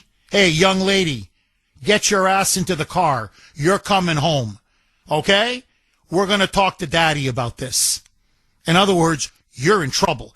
Telling your mother to go F herself? In public? In front of all the other kids? And then running away laughing? And the mother's laughing as well? Now, Ashton said she was it's kind of an embarrassed laughing. Like, you're kind of embarrassed and you just kind of chuckle and try to laugh the whole thing off. But obviously the mother is allowing her daughter it's not the first time. Obviously the mother is allowing the daughter to do this. Now, my point is not to just pick on this mother. Ashton is telling me, Dad, it's all the time with other kids as well. The disrespect for the parents. He goes, and the parents allow it and they take it. And he just shakes his head. He's like and so he does say, he goes, and I said, where do they learn this? He goes, oh, Dad, it's all social media. It's all social media. And obviously it's bad parenting as well. So anyway, I'm just telling you, I believe a lot of the problems stem from bad parenting. To me, I always go back to that. If you've got a disciplined home, it's got to be a loving home, obviously, but you have to have a disciplined home. If the mother and father are disciplining and controlling their kids and raising them the right way, to respect authority, to respect them, to respect themselves, the kid's going to turn out okay. But when you let them behave like absolute barbarians, savages, and that's what this is savagery, well, that's what you're going to get. You raise a savage, you end up turning out a savage. Ellie in Worcester. Thanks for holding, Ellie, and welcome.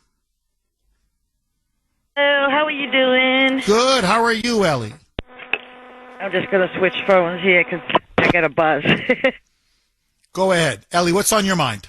Oh, well, you know something? It says, be careful what you wish for.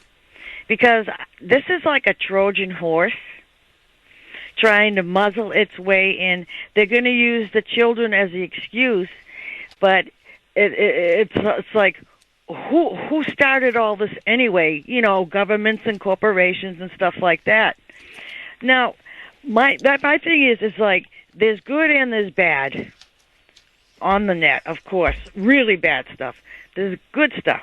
But it's like, is the government getting nervous because I trust the government like I trust a drunk driver? So it's like, say there are apps out there like Turning Point, Charlie Kirk and stuff like that, helping thousands of kids, and all over the world, apps. Now, is the government going to tag a app like Charlie Kirk, who's actually helping kids, as subversive or a drug or harmful to kids? Because, there is an attack on, Christianity pretty much worldwide. So Ellie, can you do me a favor? I'm up against a hard break. Okay, let me go right back to Ellie in Worcester. Just before I do, I want to read this from a very good friend of mine. I know him. We go back many, many years. Big Trump supporter, really a smart conservative, and just a great patriot and a war veteran, by the way. Love the guy. Jeff, about today's generation of parents, my mother says, quote, the spoiled are doing the spoiling, unquote. I think there's a lot to that. I'm not saying every parent, young parent is spoiled, no. But when you look at that incident I just spoke about with my son and what he saw, I bet you that woman was probably spoiled by her parents. And probably had a potty, dirty mouth when she spoke to her parents. So now that her daughter is telling her to go F herself, before the exercise class in front of everybody, and she's laughing and she thinks it's funny, I'm sure the apple doesn't fall too far from the tree. I mean, honestly, I wouldn't be surprised. But I think that is part of the problem. The spoiled are doing now the spoiling. I mean, am I wrong? 617-266-6868. Okay, Ellie, you are making a very fascinating point. Anti-Christianity is rampant. The radical left is rampant. These are left-wing governments that are now pushing, for the most part, this ban on social media use by children under the age of 16. And their goal is not to help the children. We know that. They don't care about kids. They have a larger, more evil, more nefarious goal. Please pick up where you left off. There's good and there's bad apps out there. And when we were kids, we were taught, don't talk to strangers, okay? You got to apply the same thing to the cell phone stuff. Don't talk to strangers. It's very simple. Be suspicious of blah, blah, blah. Well, like I say, there's a lot of good apps out there helping kids worldwide, like, for example, Charlie Kirk, Turning Point.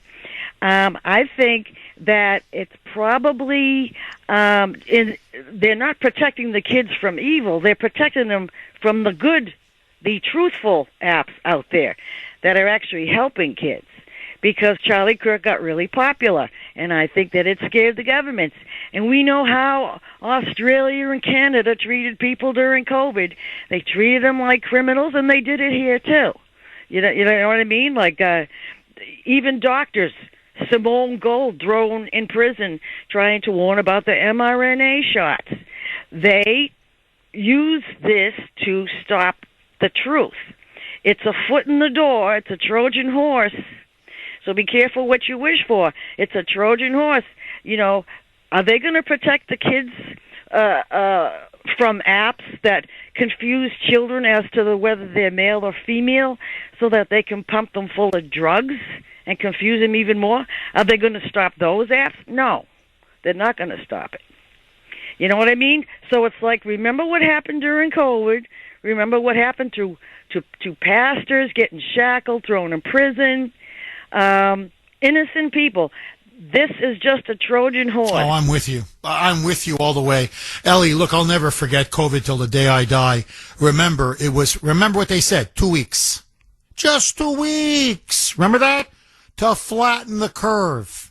Everybody's forgotten that now. 2 weeks, it's just 2 weeks. And then we flatten the curve, and we're going to stop the spread of COVID, and then everything will go back to normal. They lied to us. And we know now, by the way, they deliberately lied to us.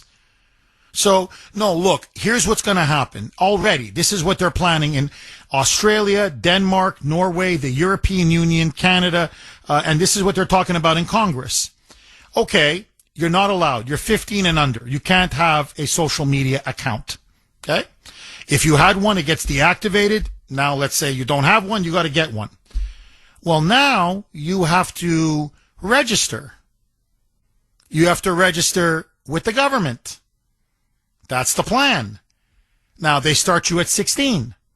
You turn 16, okay. Oh, you want to be on Facebook and TikTok and YouTube and Instagram and, everything. X and whatever. Okay, no problem. Name, John Smith. Really? Date of birth. Okay. Your address. Okay. Your social security number. Okay. Whatever. Your gender, whatever. They get all of your personal information. And then they're going to give you a digital ID number. And from that point forward, they can track your digital ID. Do you go to do you go to Turning Point USA? Really? Do you go to conservative websites? Really? Hold on. You mean you go to WRKO.com/Kuhner? Oh, we got ourselves a little right-winger here. Oh, we got ourselves a conservative. Or you go to Christian websites? Ooh, we got ourselves a little Christian here. They can then monitor and track you. Now, their ultimate goal, and they've said this, the European Union has said it, the globalists have said it, the Democrats have said it. They want to create a universal digital ID, meaning for everybody. For everybody. And they want us off paper. In other words, everybody, say you get your information, not from a newspaper, physically, which I get in the morning all the time. 617-266-6868 is the number. Okay. Should we ban social media for teens, tweens, children, whatever you want to call them, those under the age of 16? Australia says yes. Denmark, Norway, Canada, frankly, much of the European Union now, they want to do it by next year. And both Republicans and Democrats, there is now a coalition forming saying they want it here in the United States as well. Agree, disagree? Dan in Vermont. Thanks for holding, Dan, and welcome. Yeah, so just to reinforce your point, a buddy of mine is a county sheriff here in Vermont, but he's also the resource officer for high school and a couple of grade schools. The district just changed to a no phones during school hours, and his calls are down 70%. I got to get back to work, but just wanted to make that point to you that it is working, even if it's not gone through Congress yet.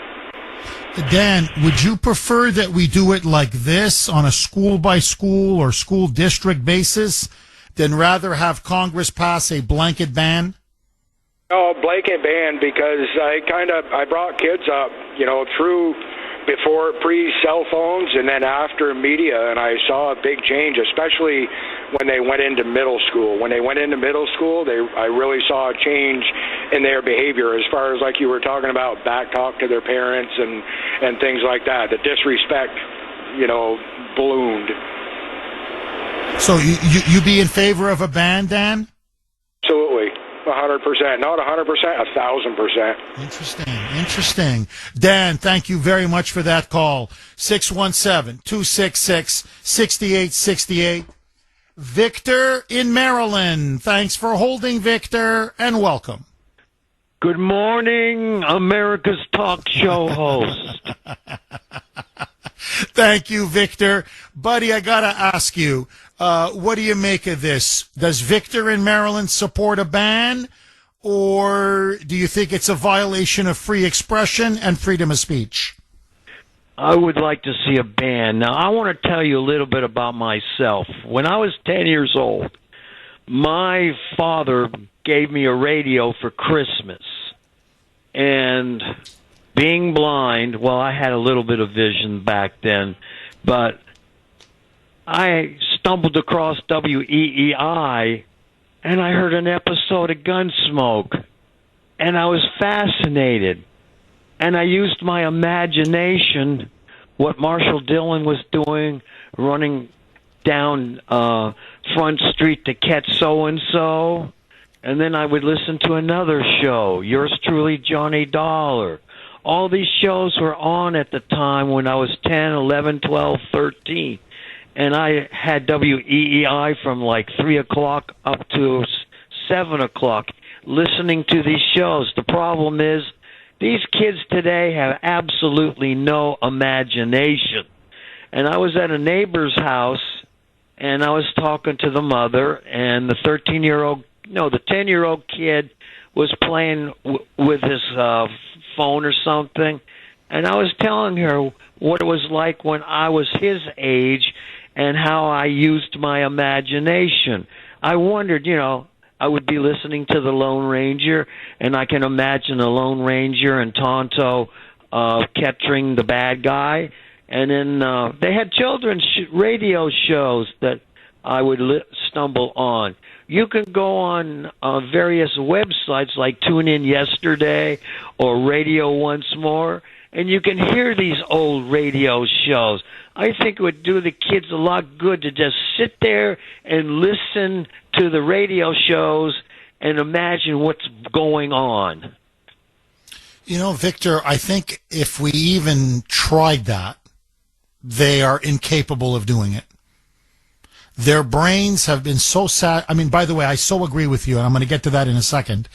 But just to answer your direct point, it shows to me how much we've gone as a society, how much we've traveled, that their brains now are so saturated with visual images, whether it's TV nonstop, movies nonstop, screen time nonstop, computers, laptops, iPhones, iPads, you name it, just nonstop, that for them to just listen to something, and I don't mean music, I'm talking about like a story being told, or a radio drama, or a mystery crime thriller, or whatever, as you used to have in the 40s and 50s, which were huge on radio, huge. They'd be fidgeting, they'd be moving in their chairs, they would lose their concentration within 5 minutes. Really, I think within 5 minutes they'd say, I can't do this. It's like the sign of an addict. It's like taking away their phones. You take away their phones and they start shaking. Really, you can tell they start shake. I know because I saw it on my kids before. And that's why when Grace and I said, no, we're going to really limit now the phone use. We're going to limit how much time they're on video games or social media, because we could tell they're like addicts. They get grumpy. They're not themselves. We began to notice they were back talking. We began to notice if you take the phones away, they're jittery. They're not the same. And I'm like, what are you guys, addicts? It's like, what, you can't play outside? You know, Ashton loves to fish. What, you can't? Because I always will drive him. I go, look, Dad'll drive you. I go, I'll drive you to the lake. No problem. You can, have your rod and throw the line in. You could be there all afternoon. No, he wants that phone. He wants that phone. And that's when Grace and I said, nope. So they went cold turkey for a while. Basically, like a detox. They had to be detoxed. And now it's, look, if I had things my way and if Grace had things her way, it would be no phone. But, the kids are the kids and they got friends and peer pressure. And so we give them an hour. But, personally, I think it's better nothing. But anyway, they have their phones and they have their social media or whatever for 1 hour. Now, look, to your point, Victor, this is one of my few guilty pleasures. I have Sirius XM radio. There's a channel there called 148, and it's from the golden oldies. And what I mean by that is, you mentioned Johnny Dollar, and there's others. These are shows that were huge in the 40s and 50s, where it's a crime drama or a mystery thriller. I love them, especially on the weekends. I'll put them on for a couple of hours and listen to a couple of shows back to back. You're right. You use your imagination. The stories are so well written. The acting, I know it's just voice acting, but the voice acting is phenomenal. And I remember just thinking, boy, the quality of entertainment used to be so much better. And you're right. You have to use your imagination. And I don't know, it's creative, it's stimulating, it's fun, it's engaging, it's interesting. You're never going to see that again. Sadly, Victor, you're never going to see that again. But I agree with you. Golden age of radio. Victor, thank you so much for that call. 617-266-6868.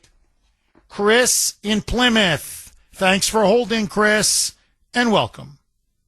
Hey, Jeff, before I make my point, I just want to say, yeah, parenting's a lot of work. I got 3 daughters, and what your son's doing, what I see at the gym, it's not just the kids, it's the adults. They don't even, between their workouts, they're on the phone. We have a generation, the generation from when the smartphone started, it's inevitable now. They're programmed. Not everyone, but parenting's a lot of work. When my kids go out into society, I get nothing but praise because hard work's done at home. And there's tough times at home, but that's where the work is. What about education? You had another caller. You know, the phones in schools. I'm for that. Keep it out of the schools during the school day, and then get your phones back. We can't even stop vaping in school. We can't stop smoking in school. What are we going to do? We're going to stop this? I'm with you 100%. This is a Trojan horse, government control.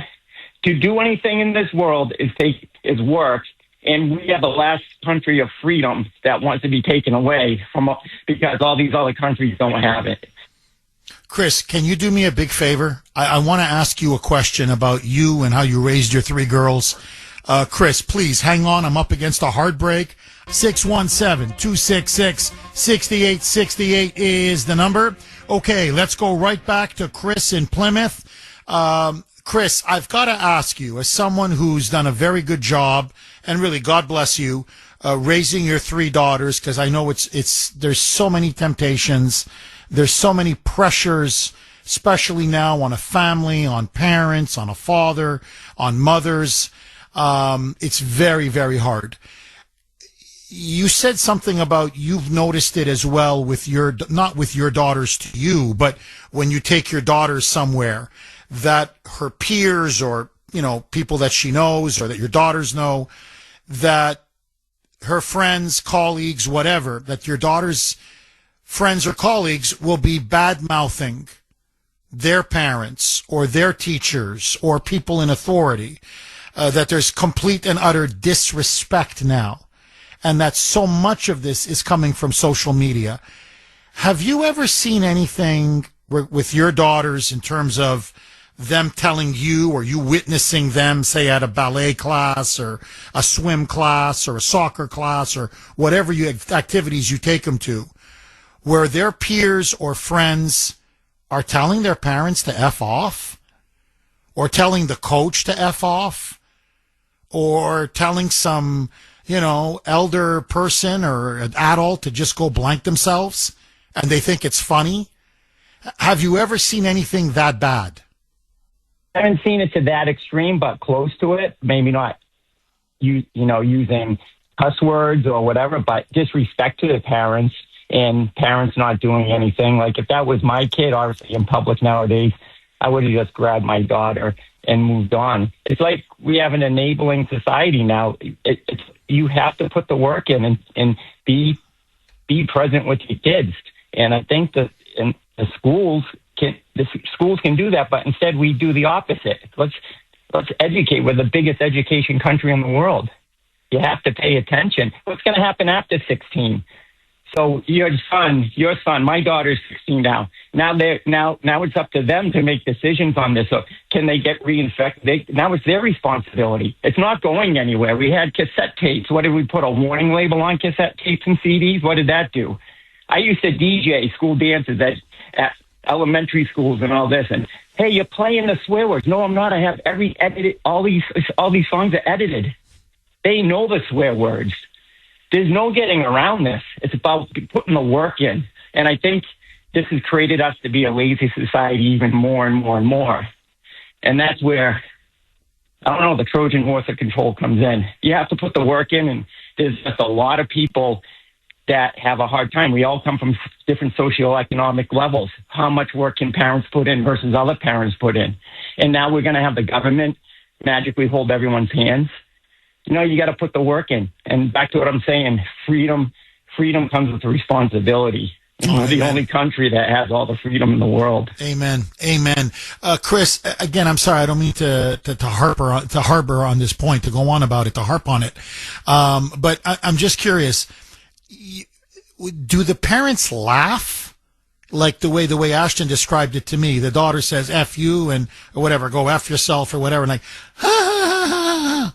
Do they laugh when their children are being openly disrespectful to them? Are they sheepish?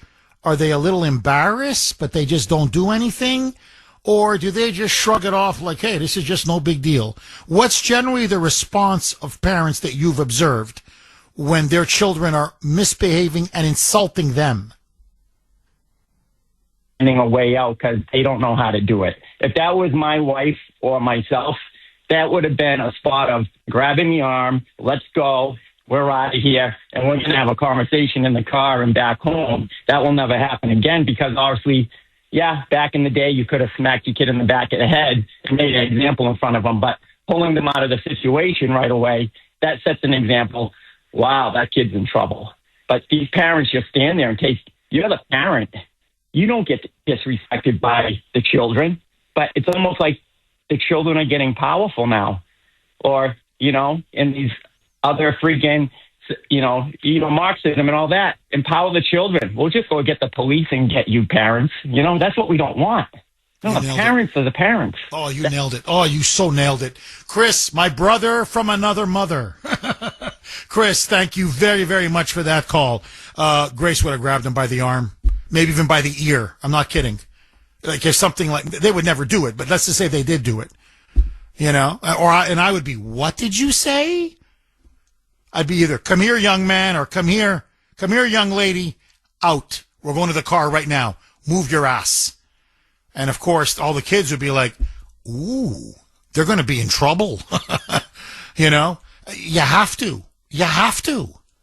617-266-6868. Steve in Houston, Texas. Thanks for holding, Steve, and welcome. Good morning, Jeff. How are you today? Good. How are you, Steve? I am good. So something happened about 2 weeks ago, and I'll get to that in just a minute. But we have a huge problem with online predators and pedophilia. And I want to give you like a little backstory on my stepdaughter. So I first met her 2 years ago. She was 12. She was overly developed. She looked like she was 18, and she's a beautiful girl. Well, she's 14 now, but for the first year that I knew her, she lived with me and her mom. And every week, running away, drinking, doing drugs, having sex, and there was nothing we could do. We tried everything short of chaining her to the bed, and nothing worked. She just continued and continued. So we had her shipped off to go live with her dad. He lives out in the middle of nowhere, 4 hours from Houston. And for a good year, she did a lot better. Her grades got better. She was behaving. And about 2 weeks ago, because, we had caught her online talking to grown men on all these social media things. We had taken her devices, and nothing worked. Nothing worked. She would always find a device or use her friends. And so nothing worked. Well, 2 weeks ago, a friend of hers had stolen her mother's car and picked up my stepdaughter. Well, they drove 4 hours back to Houston, and the girl got caught. They got pulled over. The girl got caught, taken to jail. She was 16. Well, they just let my stepdaughter go, even though, she'd been reported as a runaway. Well, she was still out running the streets, and the next night, she hooked up with a guy that she had met online. The guy was 25. He was married. His wife had an order of protection against him. He had multiple felony warrants out for his arrest. Well, that night, he beat and raped my stepdaughter. Oh. And just out of pure luck, a couple of minutes after he got up and left, a cop happened to be driving by and was shining his spotlight in this park, just kind of checking, and seen her laying there. Well, they got his information really quick, and within 15 minutes, they caught the guy walking down the street. So he's in jail, no bond. He's not getting out. But I warned her, and I warned her. Everybody warned her. She would not listen. There was nothing we could do to control this kid. So I am as anti-government as anybody else. And 2 weeks ago, I was said, "Oh no, you cannot do this." But with what just happened, I am on the fence. It is. I get it, government control, government overreach, but sometimes either the parents just don't care, or there's absolutely nothing they can do. These kids are out of control. So I do kind of agree with this happening. Steve, let me ask you, first of all, if you don't mind me asking, how is your stepdaughter doing? She is doing better, yeah. Is she living, and if I'm getting too personal, please tell me, I promise I won't be offended. Is she living with her father, or is she living with you and her birth mom? She is back with her father again. She's back with her father? Yeah. Okay. Steve, are you saying that essentially a lot of her troubles or problems began because of that phone and the access that she had to social media? That it opened up all kinds of avenues of temptation and opportunities, and that's what led eventually, the culmination to that rape? That if she couldn't get on TikTok or Facebook or X or whatever, or Snapchat or whatever, this probably would not have happened. I mean, is that your essential argument? Correct, yes. Interesting. And, the girl that she ran away with a month ago, she had taken her mom's car, and she was speeding down the road out in the country, and there was a teenage boy in the passenger seat. Well, he was leaning out of the window, just acting like a kid, acting stupid, and he hit a mailbox, and it killed him. So the girl is trouble, the one that she's with, and it's hard to keep a troubled child away from another troubled child, because when they do come together, it's not going to be good. So I'm still on the fence about it because of the government overreach, but something's got to be done. Pedophilia and these predators out there they're everywhere, Jeff. Steve, if you know what, I'm gonna play two cuts after we're done, obviously, with your call, because it's making other parents are saying exactly what you're saying, that it is so bad. And you're right, the pedophilia, frankly, the sexual exploitation of children, the cyberbullying, the ability of grown men to prey on young teens, especially young girls, that it's so prevalent, it's so rampant that it's the Wild West. And they're saying there's got to be something done. You can't be watching your child 24 hours a day, 7 days a week. Steve, I'm just curious, your wife, her mom, how do I say this? Did she feel there was anything she could have possibly done that would have prevented this?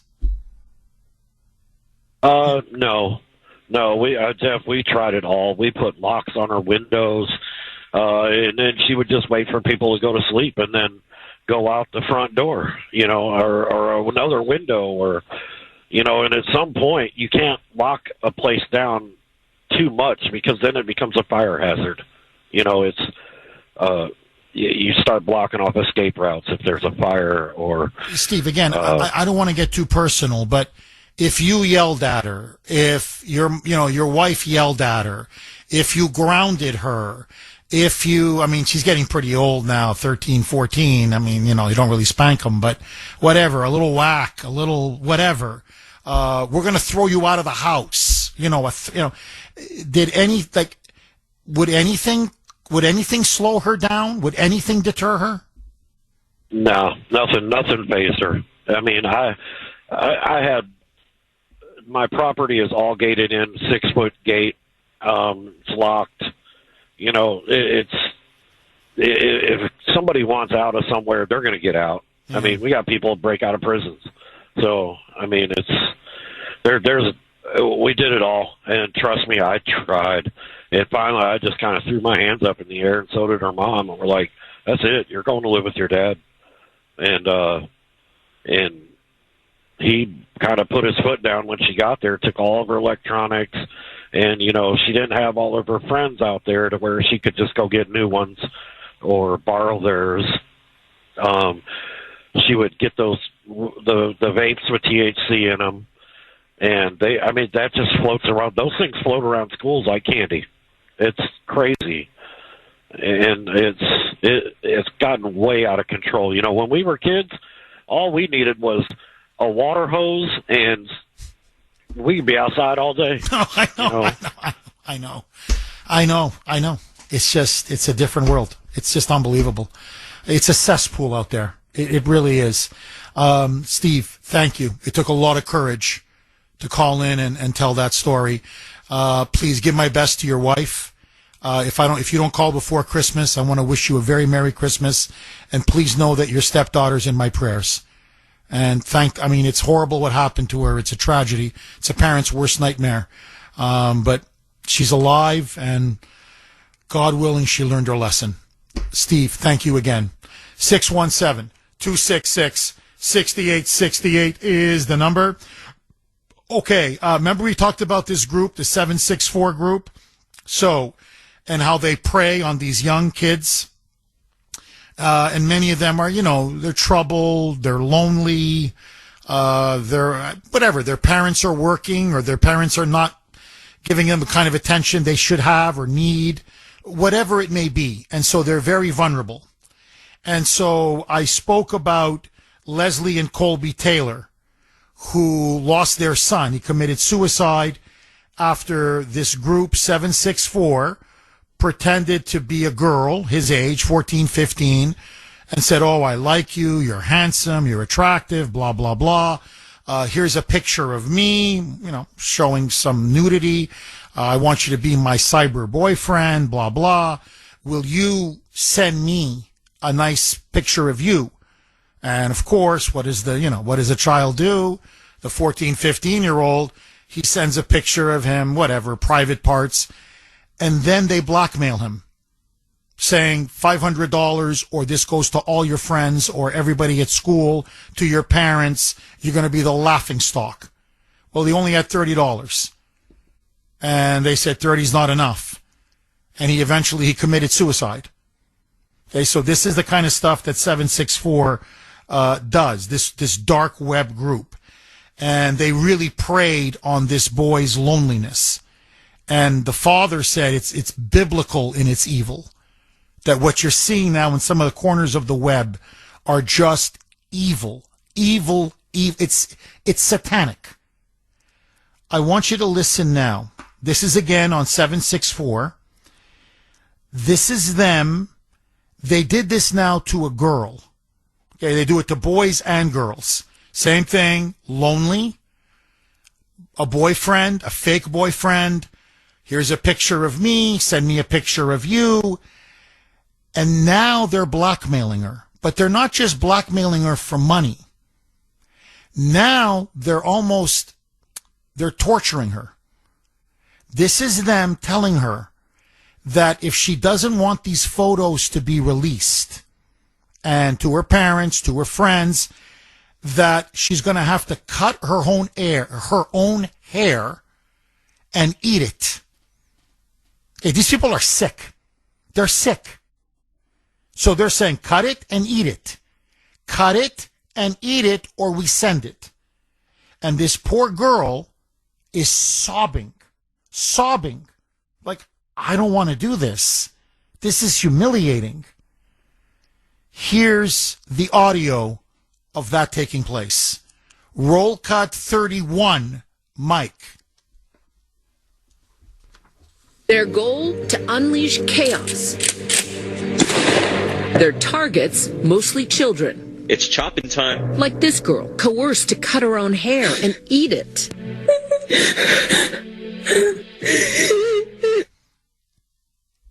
Okay, by the way, that was an ABC report, just so that you know. Now, here's another one. This is testimony on Capitol Hill just a couple days ago. Parents saying we need something similar like what they have in Australia.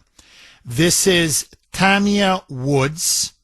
She is the mother of a sexting victim, a young boy, underage boy, James Woods. And she's saying these kids are being preyed upon. They're being used. They're being exploited. They're being taken advantage of. And then they're put in these sexually compromised positions because they're lonely or they're desperate or whatever it may be. And her boy ended up killing himself. Another one who committed suicide because they threatened to release photos, intimate photos that he took of himself. Roll cut 32. To me, this is a parent's worst nightmare. To not only you lose a young child, but my God, to have your young child kill themselves. Roll cut 32, Mike. What I would say to children is be vulnerable one more time. One more time. Yes, you may not have made the best decision. We are all that way. We make mistakes. You matter enough through your mistakes. I don't care what it is. You speak up. You say something. You stand up for yourself because we can make sure that we have your back no matter what. I would give anything to have my son back. And if they have to learn, if they have to see James' face, if they have to see my tears, I'm going to make sure that it happens. If it means that I can save your grandchildren, I'm going to do it.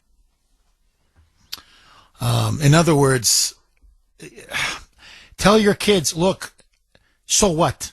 Okay? We'll see a picture of your private parts. Okay. It's not the end of the world. Like, you don't need to kill yourself. In other words, they want a ban. Okay, obviously they want a ban. But what they're also saying is, look, it's not that bad. In other words, talk to your children. Let them know, hey, look, if everything ever happens where, you've given some pictures out or taken pictures of yourself that you think are really humiliating and embarrassing, it's going to be okay. We love you. We'll accept you. We'll get through it. Don't worry about it. You can come to us. And that's what she's saying, be vulnerable one last time. It's okay. You don't have to hang yourself or kill yourself. Please, let your child know that it's fine. Whatever you did that was wrong, it will be forgiven. It will be okay. So, because she's right, I would give anything. Okay, Grace was texting me during the show. As you know, she's all for this ban.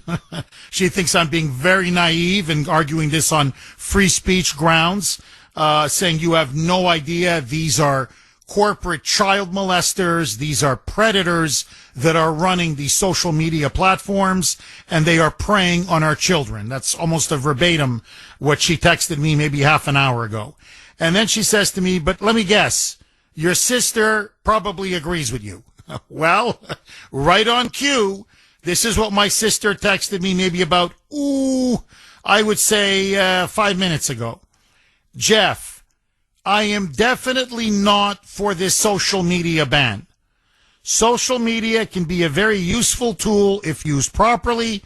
Parents should control that, not the government. The problem is not social media, but it is the breakdown of the nuclear family and getting religion out of the schools. I am more afraid of what is being taught to my kids in school, and even more so now in college, than what's happening on social media. Interesting. Both my two nephews, Andrew and Matthew, are now going to college. They're both at the University of Arizona. There's a big Marxist push. Both of them are saying, Jeff, it's class after class. It's pure communist, Marxist, anti-American indoctrination. You can't run from it.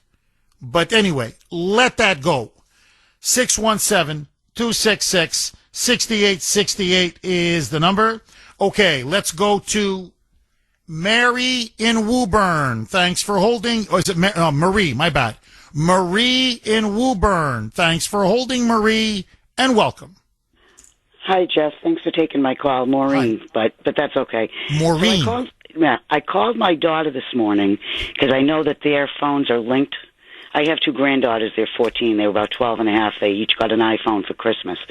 But they had the provider set it up so their phones were linked to the kids' phones. So my son-in-law was linked to one of the phones. My daughter was linked to the other phone. So if the kids tried to download an app, they would get a notification to accept it or deny it. And she was funny on the phone. She was like, when they first got them, she was like every 10 minutes, no. And she said that if they're on their phones, they can go in and they can see how long they're spending on the phone, and they can see exactly what they're doing on the phone. So I'm with you. I wouldn't give the federal government this. I mean, it's up to the parents, and if parents do that, you know what I mean?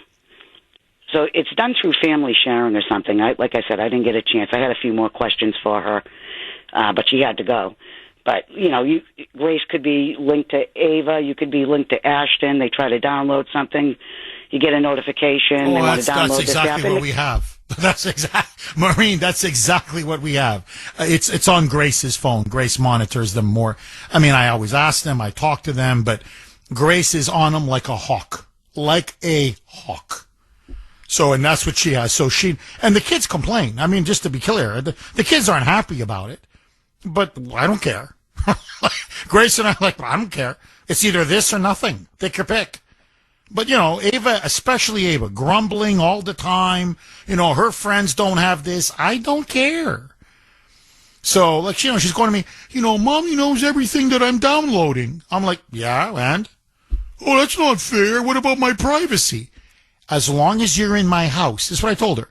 As long as you're in my house, you don't have privacy. Do you understand? Now, when you get your own house, you can have all the privacy in the world. So that's what, look, to me, I always believe this. If you're a parent, you need to know what your children are doing at all times. Not just on social media, for everything. Because it's the world we live in. Maureen, look, my parents would let me, I would be biking for miles. I would play at the park. My parents would say, whatever, let's say it's a Saturday, 11 o'clock, I did my chores. All right, Jeff, be home by supper. Just go with your friends, go play. Just go play, come back at 5. It was a different time.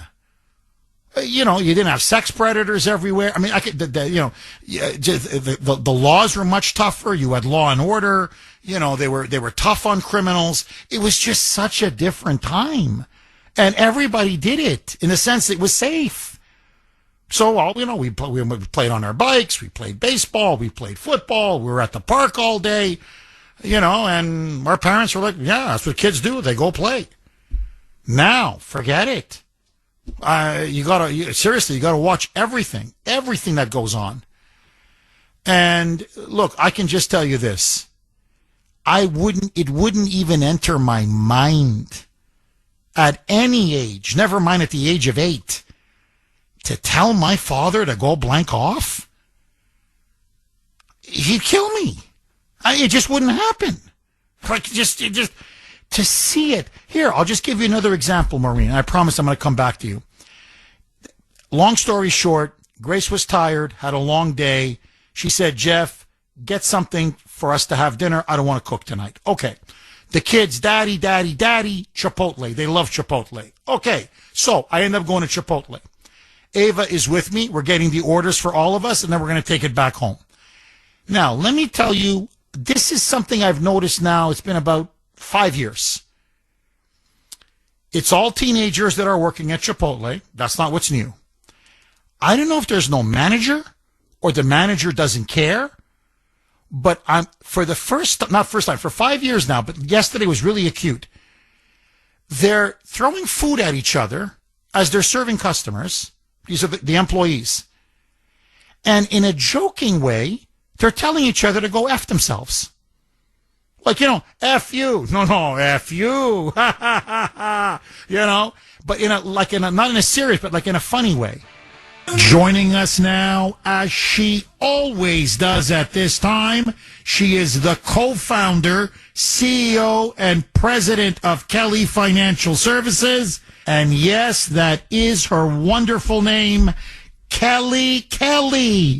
Kelly, how are you? Good morning, Jeff. I am good. As we get closer to Christmas, I've been reminded that the most meaningful moments aren't about big spending. They're about family, traditions, and gratitude. For many retirees, the rising cost of living has been an ongoing reality. Groceries, travel, celebrating with family, it all takes more planning and intention these days. That's why being smart with your money matters so much in retirement. At Kelly Financial, we want you to feel confident and prepared. We have a helpful resource for you, our guide, Inflation and Your Retirement. It explains how inflation affects retirees specifically and offers practical steps to help protect your purchasing power over time. So enjoy the season you love, knowing you have a plan designed to support your lifestyle. To request your complimentary copy, give us a call or email. Jeff, I'll continue this conversation with our Kelly advisors tomorrow morning at 9 a.m. on Safe Money Strategies Radio. Do tune in, and remember, you can always catch the Radio Rewind online. Jeff, have a wonderful weekend. My best to Grace and the kiddos. Thank you, Kelly. All the best to you and everyone at Kelly Financial. To get a free copy of that guide, and I urge all of you, if you can, do get it. Call now, 888-800-1881, 888-800-1881, or you can actually email Kelly herself personally, kelly@kellyfinancial.org. That's kelly@kellyfinancial.org. Okay, Mike and I were just talking about this off air. And again, by the way, I always want to thank Kelly and Kelly Financial for their incredible support. But we were just talking about this off air. And Mike said, no, I'm not shocked by this. I'm like, what? I go, no. And anyway, so I've noticed it now. It's been about a good 4 or 5 years. And now my point is just this. Social media is reinforcing horrible behavior.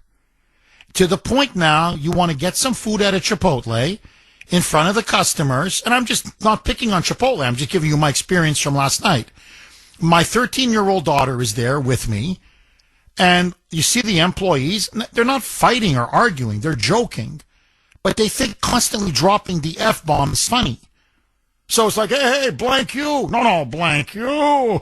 Go blank yourself. Hey, where's the effing sour cream? Who took all the effing sour cream? Ha, ha, ha, ha.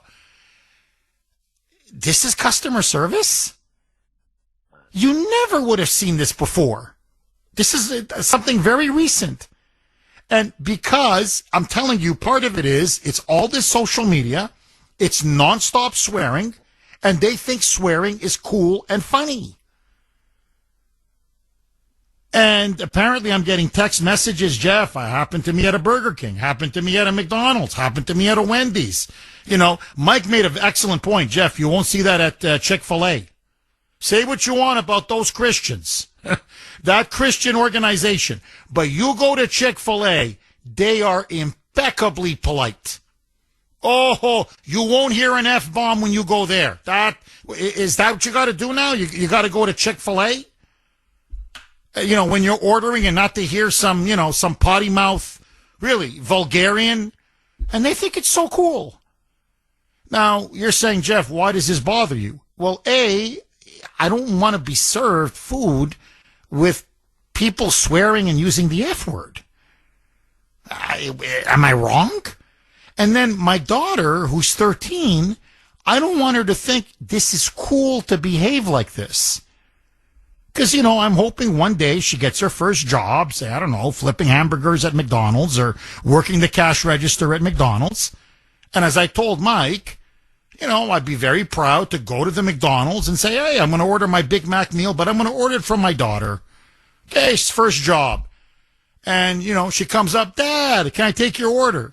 And as she's taking my order, she's talking to her other colleagues, fellow employees. Hey, F you. No, F you. Go F yourself. I said, Mike, you think this is going to make... Oh, I'm so proud as a father. Look at the mouth on my daughter. So what I'm saying is there's peer pressure. There's an example that's being set where it's so prevalent. And a lot of it, I'm telling you, is from that cesspool, that social media. The less time your kids spend on it, trust me, the better. Randy in New Hampshire. Thanks for holding, Randy, and welcome. Good morning, Jeff. How are you? I'm good. How are you, Randy? Good. On this one, Jeff, I have to agree with Grace, as you like to say, 1,000%. And I'll tell you, one of the things that we're not talking about is peer pressure. And I have no doubt that you and Grace are outstanding parents. But the problem is when you take something from your kids that others have, that is a tremendous amount of pressure. And I will tell you from experience. Now, my kids are both in their 30s, have children of their own, successful careers, great kids, but struggled with one of them when and I'm not going to say he or she, but when they were in their teens. And this was before Facebook. This was with a social media app called MySpace. And we didn't know a lot about it, but we knew that it was unfamiliar to us. We were concerned about content even then.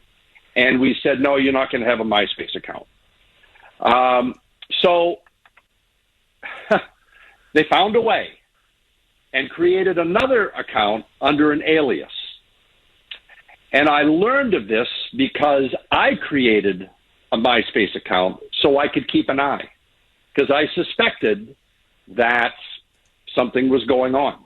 Now, this was before smartphones and all of that. They had to be on a computer, whether they got access to it at school or at the library, I'm not sure, friends' homes. But, it was all because of peer pressure, And that is a very, very powerful influence on a child.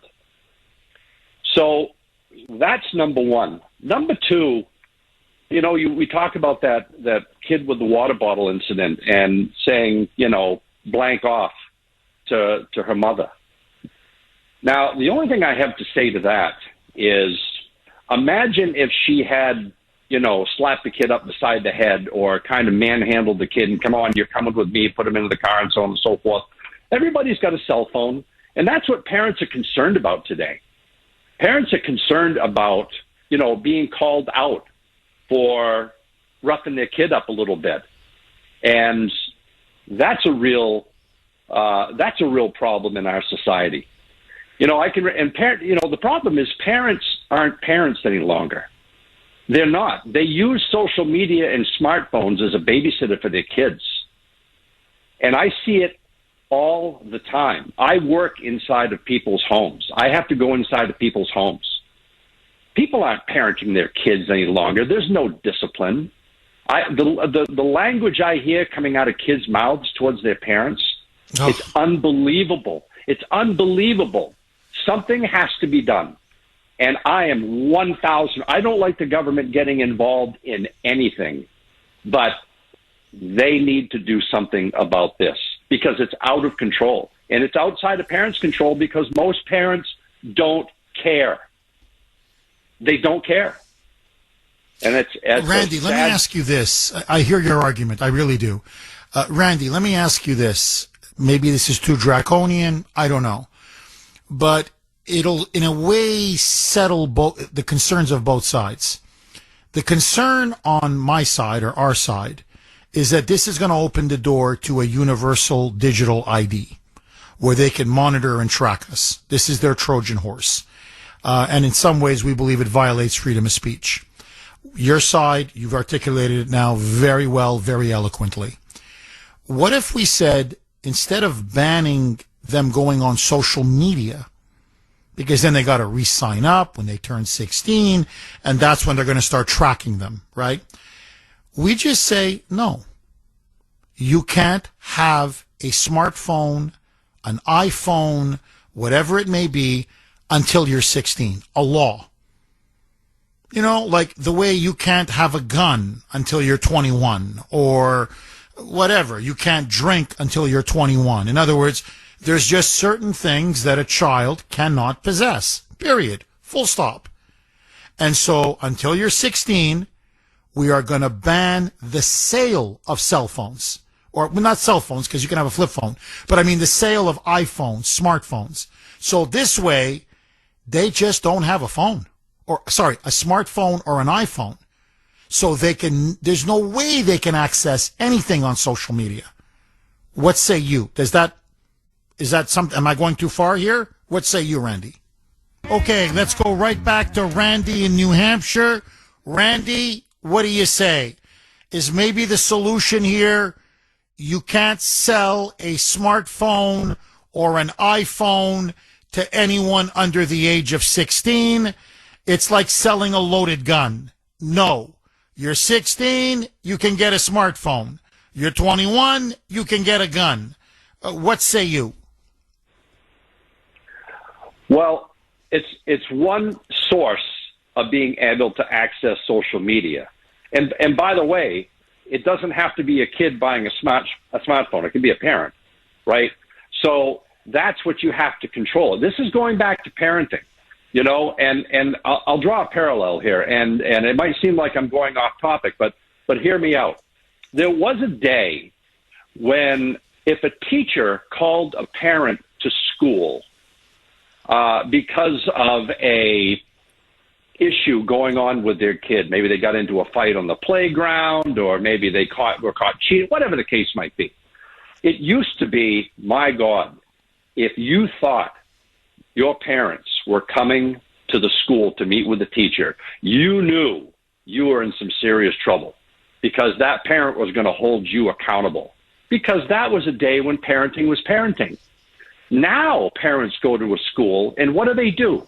They go to the defense of their child. Over and over and over again, you hear about it. Oh, that my kid couldn't do that. That wasn't my child. You got to be, you're wrong. You're wrong. It's no different. Parents are going to do for their children because we're in a spoiled society, and they don't think that their kid's going to do anything wrong on social media. They've got control. They don't think that they're going to be, influenced by anybody. My kids are good. My kids are great. No issues. The reason that they don't sell alcohol to people under the age of 21 is they become influenced by that, and they can't control the influence. They don't know when to stop. They don't know what the limit is. It's no different than social media. They're being influenced. And your caller who, oh my God, that gentleman's daughter who was, I don't even want to repeat it. It's so awful. I can't even imagine. It's a parent's worst nightmare. No, Randy, look, you make excellent points. There's no question. And look, that's the one thing Grace and we instilled in both Ashton and Ava. I said, I better not get that call. I said, if Grace gets that call or I get that call, that I have to come to the school because either one of you is misbehaving, you are going to be in so much trouble, you'll remember it for the rest of your life. Now, I'm not saying they don't get in trouble, but it's minor stuff. It's petty stuff. We've never had to be called in. We have to get called in for grades or because both of them have certain issues in terms of education and their, so Ava has ADD and Ashton has dyslexia, so they have certain issues. Ashton, for example, is really struggling with physics. I mean, he's just, we've got him tutoring but still, he's having a hard time. So yeah, we get called in, but it's not for behavioral problems. No, you're right. You're completely right. Because that's the one thing teachers tell us over and over again. They go, it used to be 20 years ago, 25 years ago, you call the parents in because the child is misbehaving and the child would be petrified. Now, she says, all we do is argue with the parents. The parents will never admit little Jenny is wrong or little Jimmy is wrong. And they're just creating monsters, and it's making it impossible for us to do our job in the classroom. So you're dead on. Really good call. Very thoughtful call. Randy, thank you. I appreciate it. Ryan in Hingham. Thanks for holding, Ryan, and welcome. Yeah, well, the thing is that I'm 1,000% not for the ban. One, parents have to be parents. What you have to do, when I raised my two children, I said, if you're on Facebook, you friend me, okay? You're not going on Facebook without my protection. I am the gatekeeper of my children's mind, okay? Period, end of story. Parents have abdicated it, okay? And doesn't matter about the law because they will get around it by either going to their older siblings or going over to parents' houses. When I was raising my child, I said, you want to go over there? Not a problem. I must meet the parents because and it was a Christian school, so they were Christians. Not all Christians are the same. I want to make sure that they're not watching stuff that I don't allow you to watch at home. This is a problem. People aren't parenting. They're being friends to their child. Okay? No. You have to lay down the law. They don't know how bad it is out there until they get out there. And we do. And it's like, I don't get it. I don't get it. If you're going to have a child, you better know that you're going to have to 24/7 be their gatekeeper. Period, end of story. And if you don't want to do it, have them adopted somewhere else because I'm sick and tired of these people who tell me that, no, we need to create guardrails for them. No. We need the parents to create the guardrails. You stay out of my life. Stay out of my wallet and stay out of my life. Don't let the government do it. They are going to use it against you. I go back to my opening monologue, Ryan, where I said I had two big regrets in my life in terms of public policy positions that I've taken. I said one was my support for the Iraq War, and two, the Patriot Act. And this is how they sold both things, but especially the Patriot Act, that it was for our own good. Come on, we just want to go after terrorists. Give us the tools to go after terrorists. And it all seems so reasonable. And then it ended up they weaponized it, perverted it, abused it, and now they've been spying on us. I fear the same thing. I'm with you. And I love your phrase, we are the guardrails. To me, that's what a parent is. You're the guardrail. You're the gatekeeper. And look, I really want to stress this. I'm not trying to claim that we're perfect parents. We're not, believe me, okay? You learn on the job as a parent. But you're not your child's friend. You're not. And it really annoys Ashton and Ava because especially Grace. Grace is always, I don't want to say in their face, but she's in their business. You know, who are you going to? No, I want to meet the parents. You know, always hovering around them.